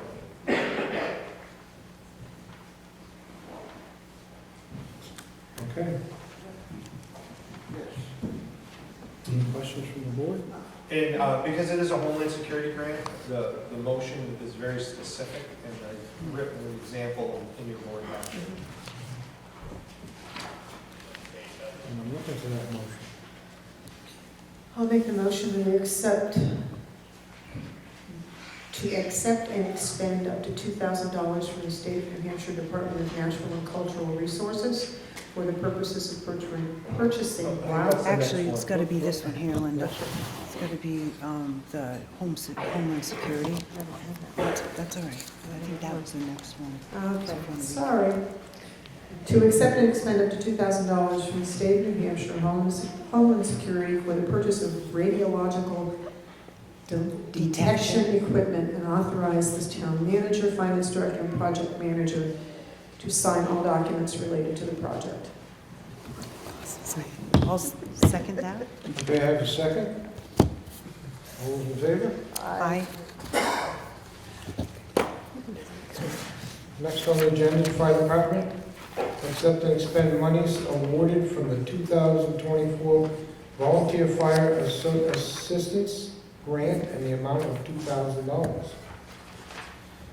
This is a grant from the Natural Resources Division for forestry equipment, and this year it's a matching grant, 50-50. We're using it to offset the cost of wildland protective equipment like shirts and pants, stuff that we typically issue that's just pretty old and outdated. So we're just using it basically to get a discount on the purchase of that. Mr. Chairman, I just got a kind of a Yeah, comment. go ahead. So I went online, Chief, just to check out the expense of the pants, $88. It's not a cheap date, is it? Do you think you'll be able to get quite a bit with the 2,000, or is there? Yeah, so I had to give a specific number, but there is a state bid list for the pants and the shirts. So we're gonna get as many as we can, and then we'll fill in the rest. We have most of our stuff is pretty old and outdated, typically 10 years, and my guess is that the equipment we have is probably 20 years old, the shirts. So we're gonna update as many as we can. This is an annual grant, so we'll get what we can, and next year we'll apply for it and continue the process again. Good. Thank you. Are you looking for a motion? Yeah, I'm looking for a motion. So I'll make the motion to move to accept and expend up to $2,000 from the State of New Hampshire Department of Natural and Cultural Resources for the purposes of purchasing wildland fire equipment, and authorize the town manager, finance director, and the fire chief to sign all documents related to the project. Can I give a second? I'll second Okay, all those in favor? that. Aye. Thank you. Thanks.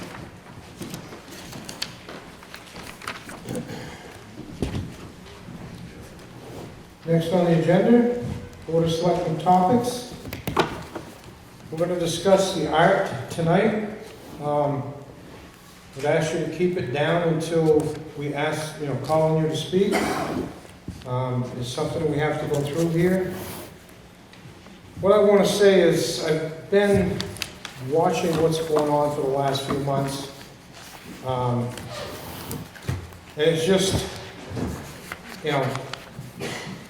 from what I'm seeing, something got said, people didn't agree with it. People went to the newspapers. Back in November, the 1st of November, when we had our meeting, I stood up at the meeting and I said that nobody had said the word ban art, that we were going to ban art in Littleton. And we just can't seem to get them words to go away. Every time that something comes up, even the last weekend, there's all kinds of letters from banning art. That was never our intention.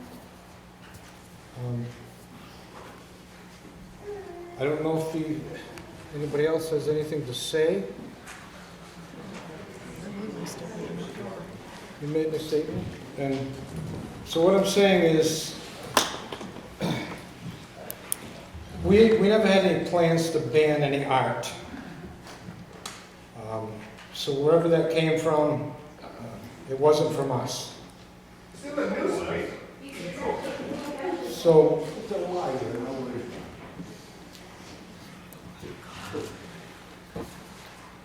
So, Mr. Chair, you want me to read a couple quotes that came out of here that may help? okay. The whole word ban did not come from we as a select board. That's all we're trying to say. And the thing is, we understand that art is critically important. Critically important. Why would we ban something that was very important to our community? So that's not the issue. That isn't the issue at all. So a couple quotes, we did some research because we didn't know where it was coming from because none of us said it. So here are a couple quotes. And I think it was after a meeting that Theater Up had with Linda and Jim and Riley. And out of it, they were interviewed. It says, while Theater Up is protected under its current lease through May, the Select Board is proceeding with plans for public art regulations, which could directly impact the theater company moving forward. They view it as a ban. They view it as a ban, not the Select Board. Another quote, after a town councilor complained about a mural at public meeting this summer, that's me, the town manager, Jim Gleason, decided to contact the municipality's lawyers about the possibility of restricting certain art in public places. That consultation, is ongoing, and a public art ban remains a live possibility, he says. So the Select Board did not say we were going to ban art. Let's let that go, but it's grown legs, feet, everything. There is no art ban. Period. So we worked with the arts program. We shut down a lot of the streets for the arts festival that we have. Very happy with what was on. So I don't understand how this came about. And that's what we're trying to figure out. But I can tell you right now that there's nothing in the works for banning any art in the town of Littleton.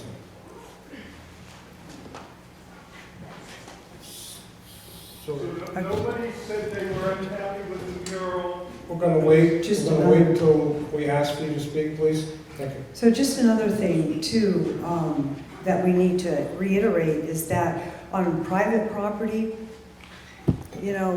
have at it. We would hope that you'd use discretion, but private property, it's open. Whatever. In fact, I have to commend, I can't think of her name right now. It's Kate Aiden that painted the sunflowers down on Amanuset. Absolutely beautiful. the other gal that painted on M. Sheikah's building with the lilac and the angel wings and promoting New Hampshire, absolutely beautiful. Now, those are on private property, but it also is, non-controversial. There's no message there other than, they're bright, they're beautiful, and so private property, but just please use discretion. It is their discretion. Nothing you can do about it. So what, back in end of November, I wanted to kind of put this to ease for the month of December to let everybody enjoy the holidays. But there were certain individuals that didn't want the town of Littleton to enjoy the holidays. So, that's why we put it to bed until now.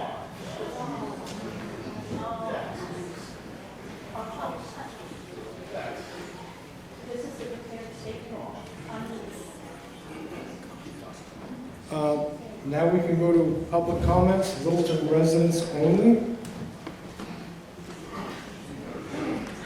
Courtney Bowler, Littleton resident. I hope at the very least our elected board members can take a learning, take this as a learning minute, that your personal beliefs are not to be your platform when you are in an elected position.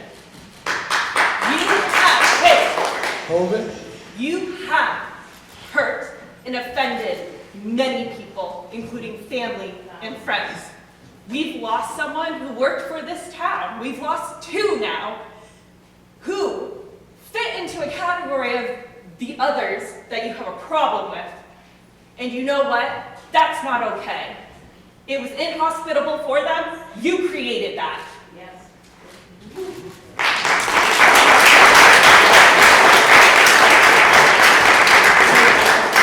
No. Point of order. Oh, Point of order. go ahead, next.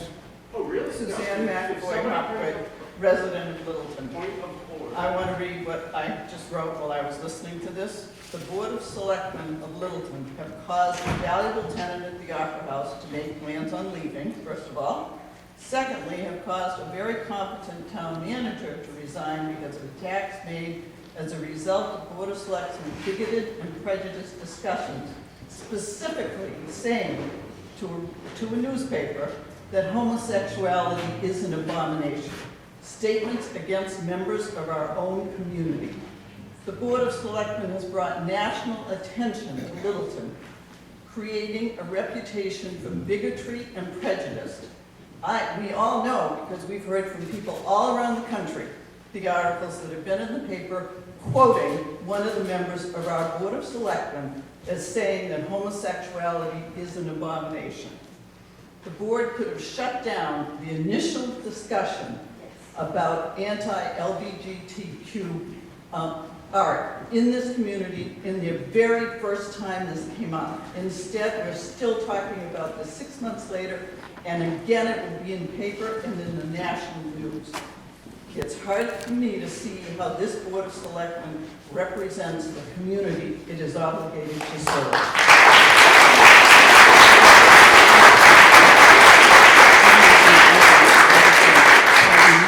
Littleton resident? Yes, Okay, go ahead. I just want to clarify, you haven't shut it all down, because what you have shut down is private property, not public property or public areas. If you allow art in this community, in the public, you cannot censor it by content, particularly content that most people find nothing offensive about, unless it fits into a very, very narrow category that's been set by the Supreme Court. That's the First Amendment. And I guess I have sat here, and while I've watched people be attacked by LGBTQ, my biggest concern is that we seem to have forgotten our Constitution. That's there for a reason. It's there to make sure that people have rights. They have freedom of speech. One thing that is not allowed per the Constitution is religious activities in public property, which we do have. We have signs, religious signs on public property in this town. And I guess, to me, if you're gonna get rid of art, then you need to get rid of all art. And that's actually what the Constitution says. You cannot censor via content.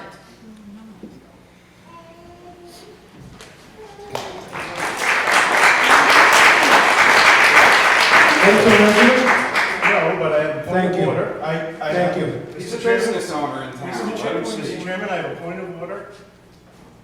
In terms of limiting to Littleton residents only, excluding anyone else, taxpayer, business owner, how was that decision made? Was there discussion? Was there a motion? Was it seconded? Was it voted upon? Or did you just decide it yourself? Because I don't see any minutes suggesting how we got here to limit to Littleton citizens only. Please explain. We work for the people that voted for us or voted against us, that are residents of the town of Littleton. That's who we answer to. Now, thank you. What's the 3-minute, just a 3-minute limit? Seems like most of the controversy that we're seeing is coming from out of town.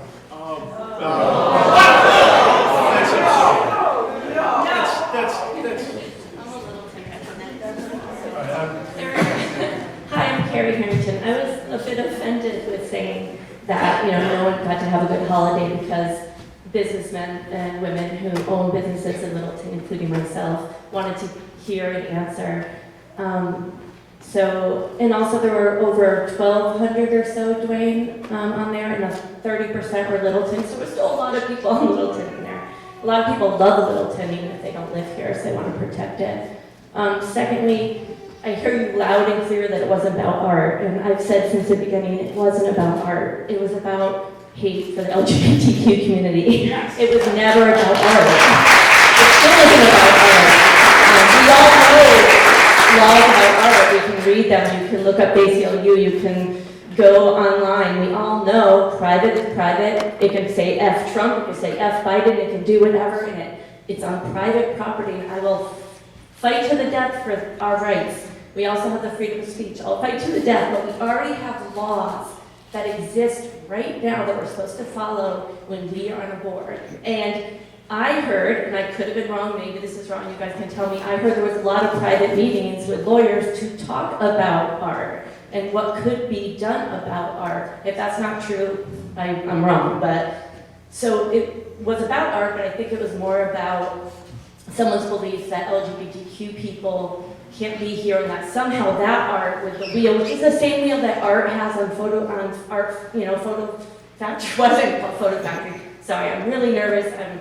I'm nervous. I'm verklempt. I'm overwhelmed. I'm sad. Jim, I've gotten very close to this man over the last few months. He's been a rock. I applaud him. I'm sorry that you're leaving. I was hoping I could get on this board and work with you. You've been strong in the face of things that have been very tough. I see it in your shirt. I see it in your face. And I think I want to end with just giving a big round of applause for Jim.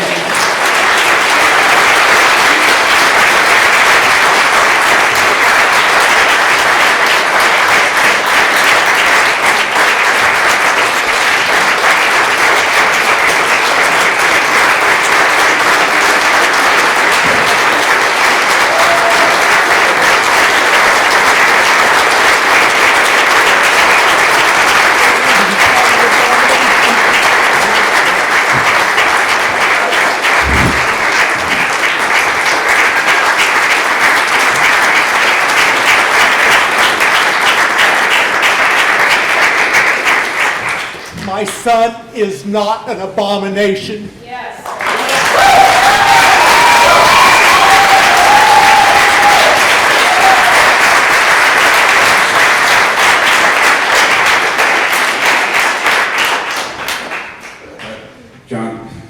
John Sirk, Jim, I second it. You know, we've lost enough with this whole thing, and this is just the cherry on top of what's happening. And Roger, you said you were going to make a statement. All I heard was a scapegoat comment on this. Nothing was served by what you just said. No apologies. And with that, the way that you stated it, you basically blamed everybody else but yourselves. And with that, Gary threw a lot of gas on that fire after this came out and made it even worse. So you can say, it's not us, we're not doing anything, nothing wrong on this side, but you guys threw so much gas on this. And you damaged our town immensely with Jim, and in so many other ways. I spoke to you a couple meetings ago about people all over the U.S. talking to me saying, what the hell's going on? You know, that's not acceptable to me, what you just said. It's nothing. Like I said, it was a scapegoat. Give us a real apology. Somebody say, I'm sorry, I screwed up, and move on.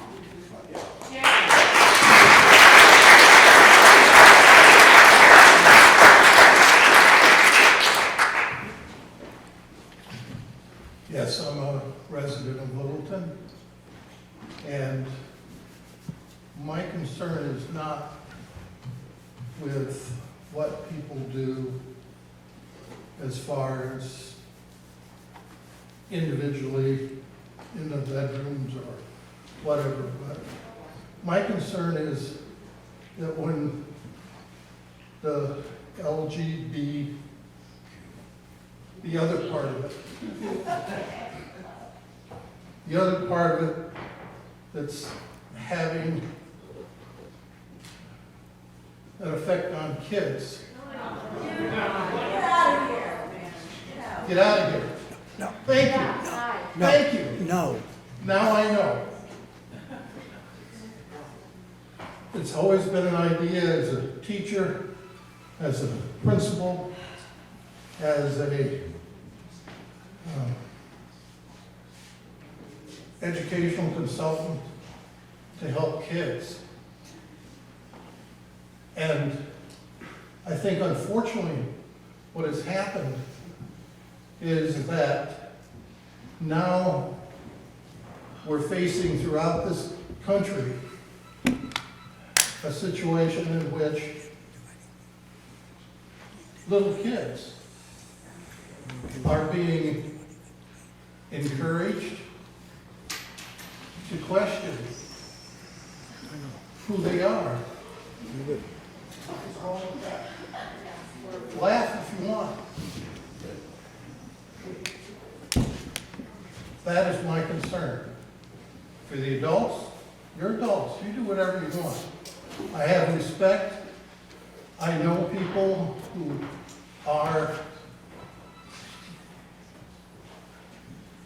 who qualify as a member of the first part of that group.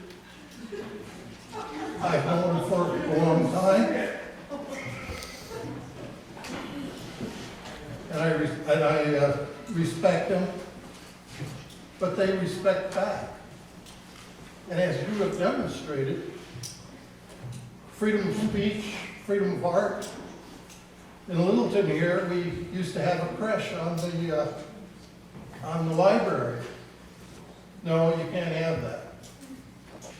We used to have a cross that lit when the old hospital was there so that people in the hospital would have some encouragement that we're in a bad situation. And no, you can't have that.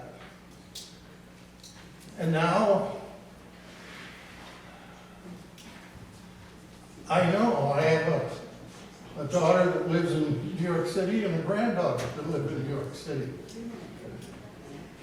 And parades aren't just simply parades. We're here, we're queer, and we're here for your children. That has been part of the parades. Okay. That I don't know. The 3 minutes deadline on this is up. Thank you. Cut me off.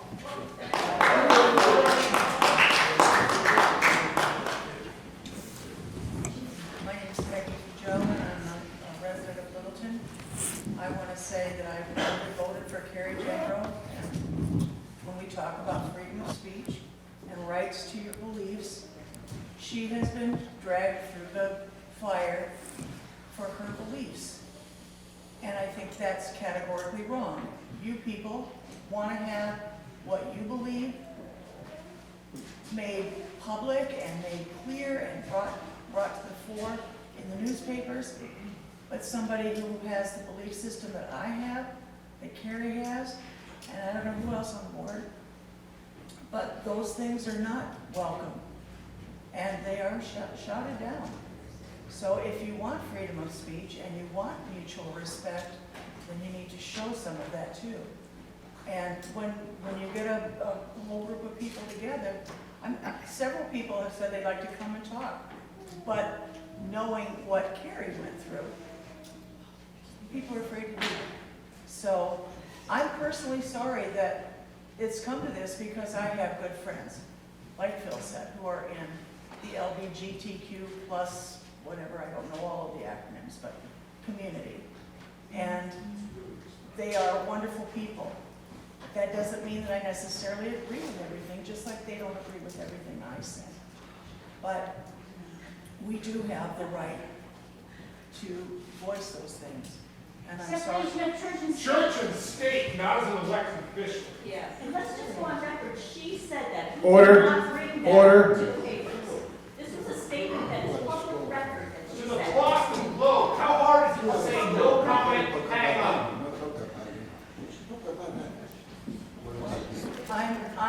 I'm just saying that my right to be heard publicly, that's what I'm doing. And I want to speak for all of the people who are not necessarily represented here in this room vocally.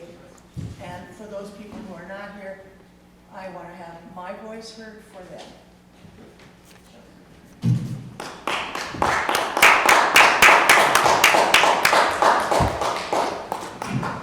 Hey everybody, my name is Matt Wolf, I'm a Littleton resident and business owner.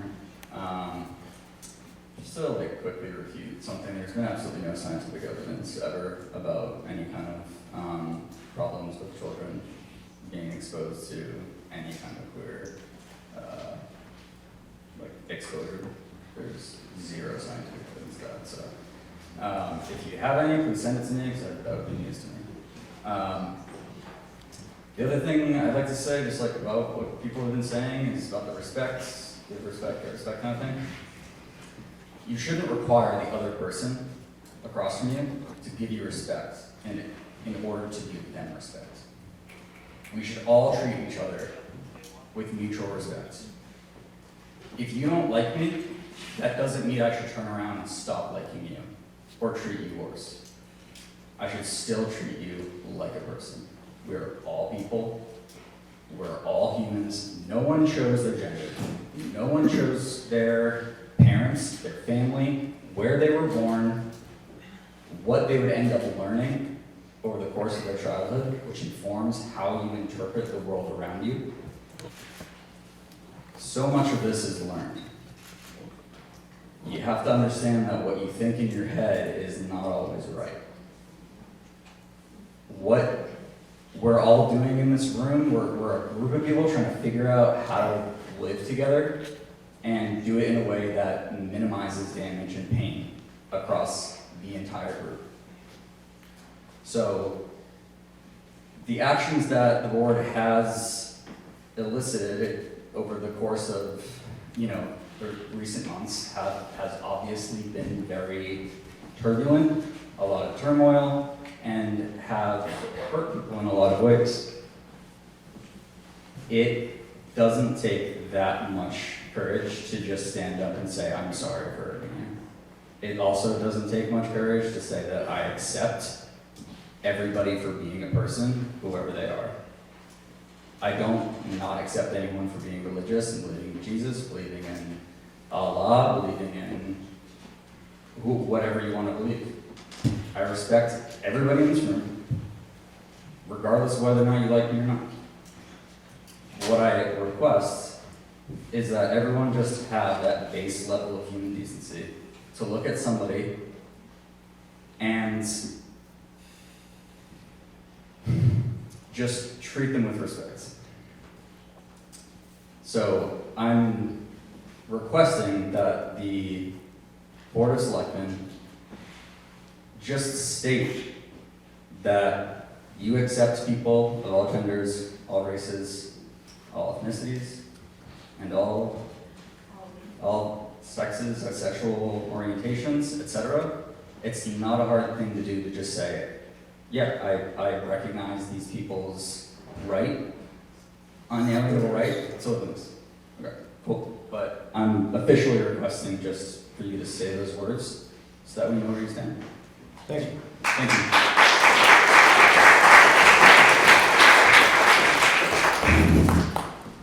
My name's Katie Masters. I'm a resident here in Littleton. I think at the heart of this argument, issue, topic, whatever you want to call it, is the fact that there's been a clear lack of leadership from the top down on this issue. And it doesn't matter what the issue is at hand, it could have been fucking sidewalks. It's your job to govern the town. It's your job to be a leader of this town, to represent this town. It's your job to speak for this town. And instead you deflected, you avoided holding meetings for weeks on end. And for what purpose? You knew that it would just build and build and build. And I think part of you wanted to do it. I think you get a little joy riling up the town, having people spend their evenings here begging you to do your damn jobs. It's exhausting. Just do your jobs, and we won't have to come here. It's that simple.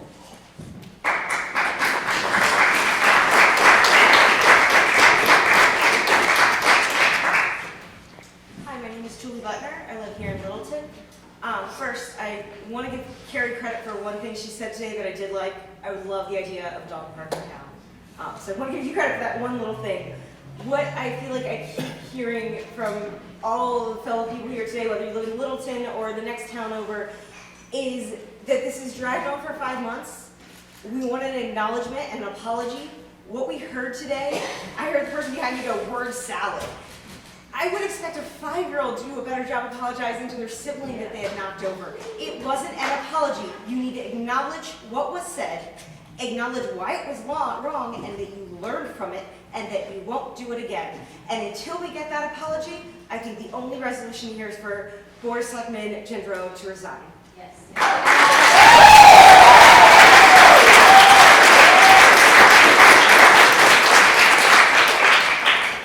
My name is Sally Sherrod, Littleton resident. If anybody should resign, it should be the board of the school, the board. They should resign, not Jim. And Carrie, your mother, Wynn, said in the paper that I was going to go to hell because I was a non-believer, which I am. I shouldn't have to, it should not be a bad thing. And freedom of speech, fine. She also said I was a hateful person. Anything that I wrote in the paper or I have said has not been hateful. None of it. You owe me an apology, your mother owes me an apology. It is wrong, just wrong. Because I don't have a religion and I'm not a Christian, it's a bad thing? Do I have to come out? But other people have to come out to say, I'm not the only one that does not have a religion. Okay, the select board should resign, all 3 of you, not Jim. You have been hurtful to this town. I've lived here for 44 years. I've never seen such hate coming from you like everybody else. And Margie, you're my neighbor, It is disgusting that you go along with all this. You have not once said that you disagree with Carrie. None of you. Just go along with it. Her religious belief, she speaks to a higher power. A higher power speaks to her. Or a higher power speaks to me, to myself, and dignity, and love, and respect. Not your religion. You do not push your religion on people. And you should not. There should be a separation between church and state. You should never bring it up as a select board. And as a state representative, you are, Senator, you are just, all three of you should leave. We need new people on this that can do the right thing and have separation of church and state.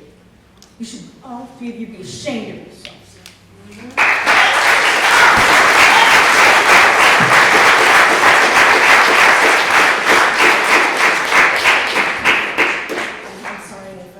But does the public statement have to be specifically about this situation, or can it be about anything? Anything? Okay. So my name is Amanda Hall. I'm also a resident of, I'm sorry, I just got married. My name is Amanda Gill. I'm a resident on Hill Street. There's a home that has been purchased by a for-profit company to put mentally ill adults in my neighborhood.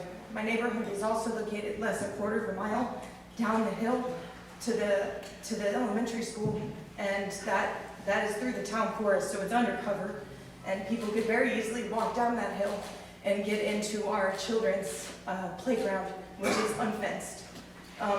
This company, which is not a 501c3, it is a for-profit company, services a great deal of mentally ill people, which I believe need help and need to have a home that is safe for them, but maybe one that is not in such proximity to our children, and maybe one that is not in such a close proximity to other kids that play in the street.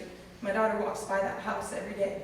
There used to be a very good family there, but this company bought it under bad faith, in my opinion. The gentleman, Dave Shabbat, that purchased the home, purchased it under the guise as a private owner and only switched it to his LLC's name after the closing was already set, and the owners couldn't back out because they would have been in breach of contract and couldn't afford to back out at that time. With that being said, I've sent emails to the board and nobody's responded. I'm just wondering if we're going to move forward with a zoning meeting now that their zoning is up in air.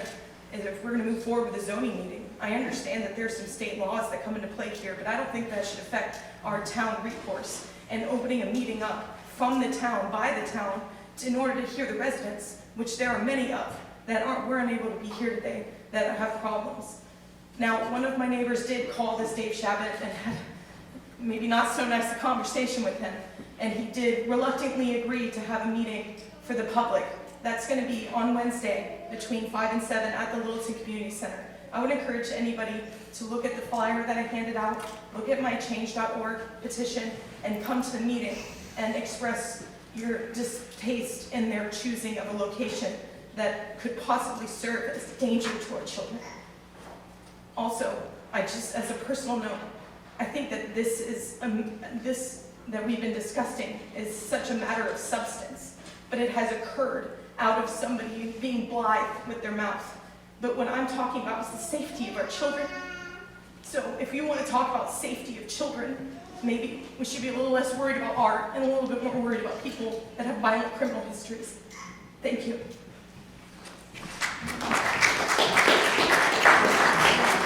Okay, thank you. Go ahead. Okay.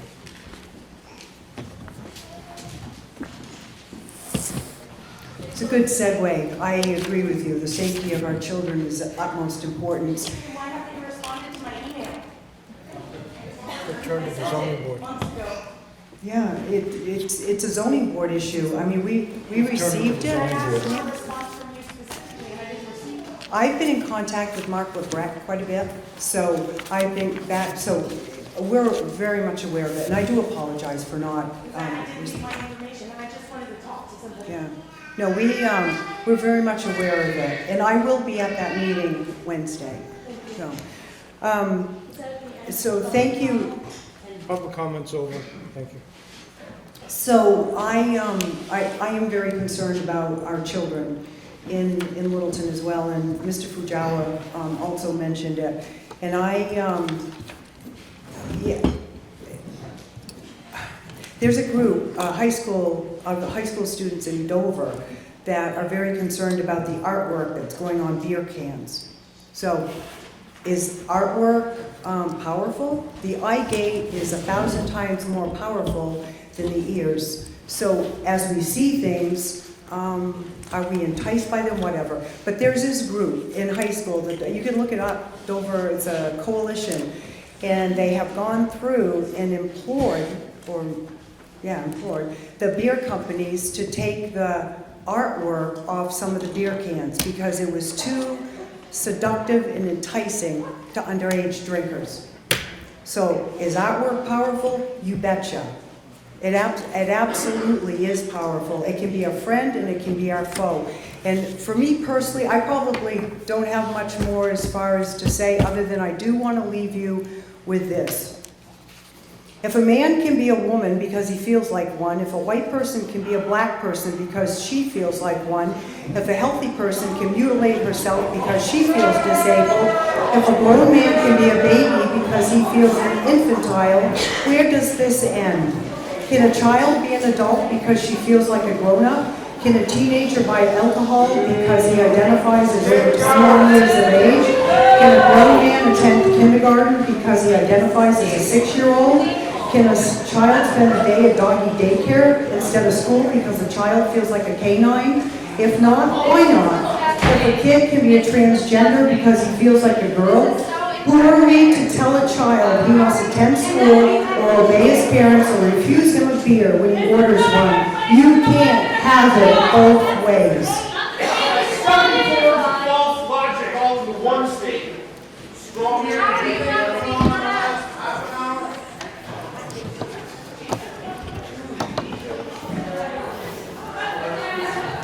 Make a motion to adjourn the meeting. All right, and a second. Did you adjourn the motion? All those in favor? Aye.